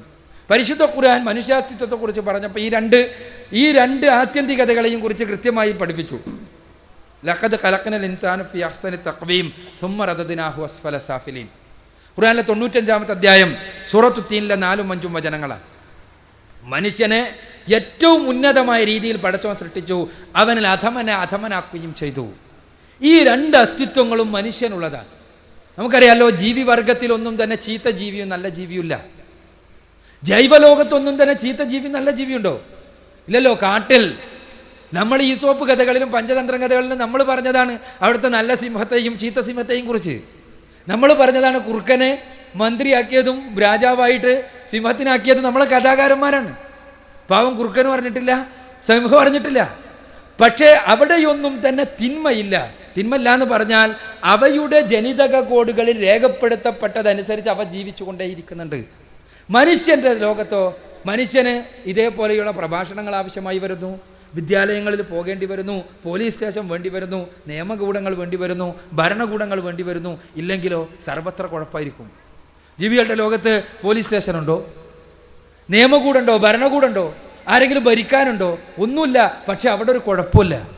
മനുഷ്യൻ്റെ ലോകത്ത് ഒരു 5 മിനിറ്റ് എല്ലാവർക്കും ഇഷ്ടമുള്ളതെല്ലാം ചെയ്യാമെന്ന് പറഞ്ഞു എന്ന് വിചാരിക്കുക. ലോകത്തെ ഒന്നിച്ചെല്ലാ UN ഒന്നിച്ച് പാസ്സാക്കി ഒരു 5 മിനിറ്റ് നേരം, 5 മിനിറ്റ് മതി, കൂടുതലൊന്നും വേണ്ട. ആർക്കും എന്തും ഇഷ്ടമുള്ളത് ചെയ്യാം. എന്തായിരിക്കും അവസ്ഥ? ചിന്തിക്കേണ്ട ആവശ്യമില്ല. ഈ ഭൂമി തന്നെ ചിലപ്പോൾ താറുമാറായി പോകും, അല്ലേ? ഭൂമി തന്നെ നിലനിൽക്കൂല ഇഷ്ടമുള്ളതെല്ലാം ചെയ്യാൻ വേണ്ടി എല്ലാവരും വിട്ടാൽ. ആ മനുഷ്യൻ്റെ കുലത്തിൽ മാത്രമാണ് ആ സവിശേഷത. ഞാൻ സൂചിപ്പിക്കുന്നത് മനുഷ്യന് ദൈവം തമ്പുരാൻ നൽകിയ ബഹുമാന്യതയാണ്, ദൈവം തമ്പുരാൻ മനുഷ്യന് നൽകിയ സവിശേഷതയാണ് ഈ സ്വാതന്ത്ര്യം. ആ സ്വാതന്ത്ര്യം ഉള്ളതുകൊണ്ടാണ് മനുഷ്യന് തെറ്റുകാരനും നന്മ ചെയ്യുന്നവനുമാകാൻ കഴിയുന്നത്. അത് മനുഷ്യാസ്തിത്വത്തിൻ്റെ സവിശേഷതയാണ്, ബഹുമാന്യതയാണ്, ഔന്നത്യമാണ്. മലക്കുകളോട്, മാലാഖമാരോട് ഭൂമിയിലേക്ക് മനുഷ്യനെ പറഞ്ഞയക്കുമ്പോൾ പടച്ചതമ്പുരാൻ പറഞ്ഞത് പരിശുദ്ധ ഖുർആൻ 2-ാമത്തെ അധ്യായം സൂറത്തുൽ ബഖറയിലെ 30-ാമത്തെ വചനത്തെ നമുക്ക് കാണാൻ കഴിയും. ഇന്നി ജാഇലുൻ ഫിൽ അർദി ഖലീഫ, ഭൂമിയിലേക്ക് ഒരു ഖലീഫയെ പറഞ്ഞയക്കാൻ പോവുകയാണെന്ന്. ഖലീഫ എന്ന് പറഞ്ഞാൽ എന്താ? സ്വതന്ത്രമായ കൈകാര്യകർത്തൃത്വത്തിന്, സ്വന്തമായി കാര്യങ്ങൾ തീരുമാനിക്കുവാൻ സ്വാതന്ത്ര്യം നൽകപ്പെട്ട, പ്രകൃതിയെ ഉപയോഗിക്കുവാനും ഉപഭോഗിക്കുവാനും കഴിയുന്ന ജീവി. ഇത് മനുഷ്യൻ്റെ മാത്രം സവിശേഷതയാണ്. ആ മനുഷ്യന് നന്മ ചെയ്ത് ഉന്നതനാകാൻ കഴിയും, തിന്മ ചെയ്ത് അധമനാകാൻ കഴിയും. ആ മനുഷ്യൻ്റെ ഈ സവിശേഷതയുള്ളത് കൊണ്ടാണ് പൈശാചിക ശക്തികൾക്ക് പ്രവർത്തിക്കാൻ കഴിയുന്നത്. അത് പിശാച് മനുഷ്യനെ തിന്മയിലേക്ക് കൊണ്ടുപോകാൻ ശ്രമിക്കുമ്പോൾ തന്നെ സർവശക്തനായ തമ്പുരാൻ മനുഷ്യനെ നന്മയിലേക്ക് കൊണ്ടുപോകുവാൻ വേണ്ടി തന്നെ ഒരു കൂട്ടുകാരനെ മനുഷ്യ ഓരോ വ്യക്തിയോടൊപ്പവും ഏർപ്പെടുത്തിയിട്ടുണ്ടെന്നാണ് റസൂലുള്ളാഹി സ്വല്ലല്ലാഹു അലൈഹി വസല്ലം പഠിപ്പിച്ചത്. എന്താ? മനുഷ്യനെ തിന്മയിലേക്ക് കൊണ്ടുപോകുവാൻ പൈശാചികമായ ശക്തികൾ പരിശ്രമിക്കുമ്പോൾ തന്നെ മനുഷ്യൻ്റെ ഓരോ വ്യക്തിയോടൊപ്പവും സർവേശ്വരനായ തമ്പുരാൻ അവനെ നന്മയിലേക്ക് പ്രലോഭിപ്പിക്കുവാൻ, നന്മയിലേക്ക് കൊണ്ടുപോകുവാൻ, നന്മയെക്കുറിച്ച് പഠിപ്പിക്കുവാൻ, നന്മയിലേക്ക് അവൻ്റെ മനസ്സിനെ, അവൻ്റെ ശരീരത്തെ കൊണ്ടുപോകുവാൻ വേണ്ടി ഒരു നന്മയുടെ ശക്തിയെ, നന്മയുടെ മാലാഖയെ നിശ്ചയിച്ചിട്ടുണ്ടെന്നാണ് റസൂലുള്ളാഹി സ്വല്ലല്ലാഹു അലൈഹി വസല്ലം പഠിപ്പിച്ചിട്ടുള്ളത്. അതുകൊണ്ട് തന്നെ പടച്ചോൻ ഇവിടെ അനീതി കാണിച്ചിട്ടില്ല. അതേസമയം നമുക്കെല്ലാം ഉണ്ടാവാറുണ്ടല്ലോ ഈ നന്മയുടെ ശക്തി നമ്മളോടൊപ്പം ഉള്ളത് കൊണ്ടാണ് ആദ്യത്തെ തെറ്റ് ചെയ്യുമ്പോൾ, ഏത് തെറ്റാവട്ടെ, ഏത് തെറ്റാണെന്ന് നമുക്ക് ബോധ്യമുള്ള ഏത് കർമ്മമാണെങ്കിലും ആദ്യത്തെ ചെയ്യുമ്പോൾ വല്ലാത്തൊരു മനസാക്ഷി കുത്താണല്ലേ. അങ്ങോട്ട് പോകുമ്പോൾ വല്ലാത്തൊരു മനസാക്ഷി കുത്ത. എന്താ ഈ മനസാക്ഷി കുത്ത്? അടിസ്ഥാനപരമായി മനുഷ്യനെ നന്മയിലേക്ക് പിടിച്ചു വലിക്കുന്ന ഘടകങ്ങൾ പടച്ച തമ്പുരാൻ തന്നെ സൃഷ്ടിച്ചിട്ടുണ്ട്. പക്ഷേ എന്നിട്ടും നമ്മുടെ താല്പര്യത്തിന്, നമ്മുടെ ഭൗതികമായ ഇച്ഛക്ക്, നമ്മുടെ ശാരീരികമായ കേവലമായ മൃഗീയ തൃഷ്ണകൾക്ക്, പൈശാചിക തൃഷ്ണകൾക്ക് വശംവദമായി നമ്മൾ തെറ്റ് ചെയ്യുന്നുണ്ടെങ്കിൽ അതിന് കുറ്റക്കാർ നമ്മൾ തന്നെയാണ്. പിശാചിനെ മാത്രം കുറ്റം പറഞ്ഞിട്ടോ അതിൻ്റെ പേരിൽ ദൈവം തമ്പുരാൻ അവനെ വിട്ടതുകൊണ്ട് അവനെ കുറ്റം പറഞ്ഞിട്ടോ കാര്യമില്ല. കുറ്റക്കാർ നമ്മളാണ്. നമ്മെ നന്മയിലേക്ക് കൊണ്ടുപോകുവാനും തിന്മയിലേക്ക് കൊണ്ടുപോകാനും ശക്തികളുണ്ട്. നന്മ എന്താണ് തിന്മ എന്താണെന്ന് ദൈവം തമ്പുരാൻ തന്നെ പഠിപ്പിച്ചു തന്നിട്ടുണ്ട്. പ്രവാചകന്മാർ അക്കാര്യത്തിന് വേണ്ടി പറഞ്ഞയച്ചിട്ടുണ്ട്. കൃത്യമായ പ്രമാണങ്ങൾ അവതരിപ്പിച്ചു തരികയും ചെയ്തിട്ടുണ്ട്. എന്നിട്ടും പൈശാചിക ശക്തികളുടെ പ്രവർത്തനങ്ങൾക്ക്, പ്രലോഭനങ്ങൾക്ക് വശംവദമാക്കുന്നുവെങ്കിൽ അതിന് കുറ്റക്കാർ നമ്മൾ തന്നെയാണ് എന്ന് നമ്മൾ മനസ്സിലാക്കുക.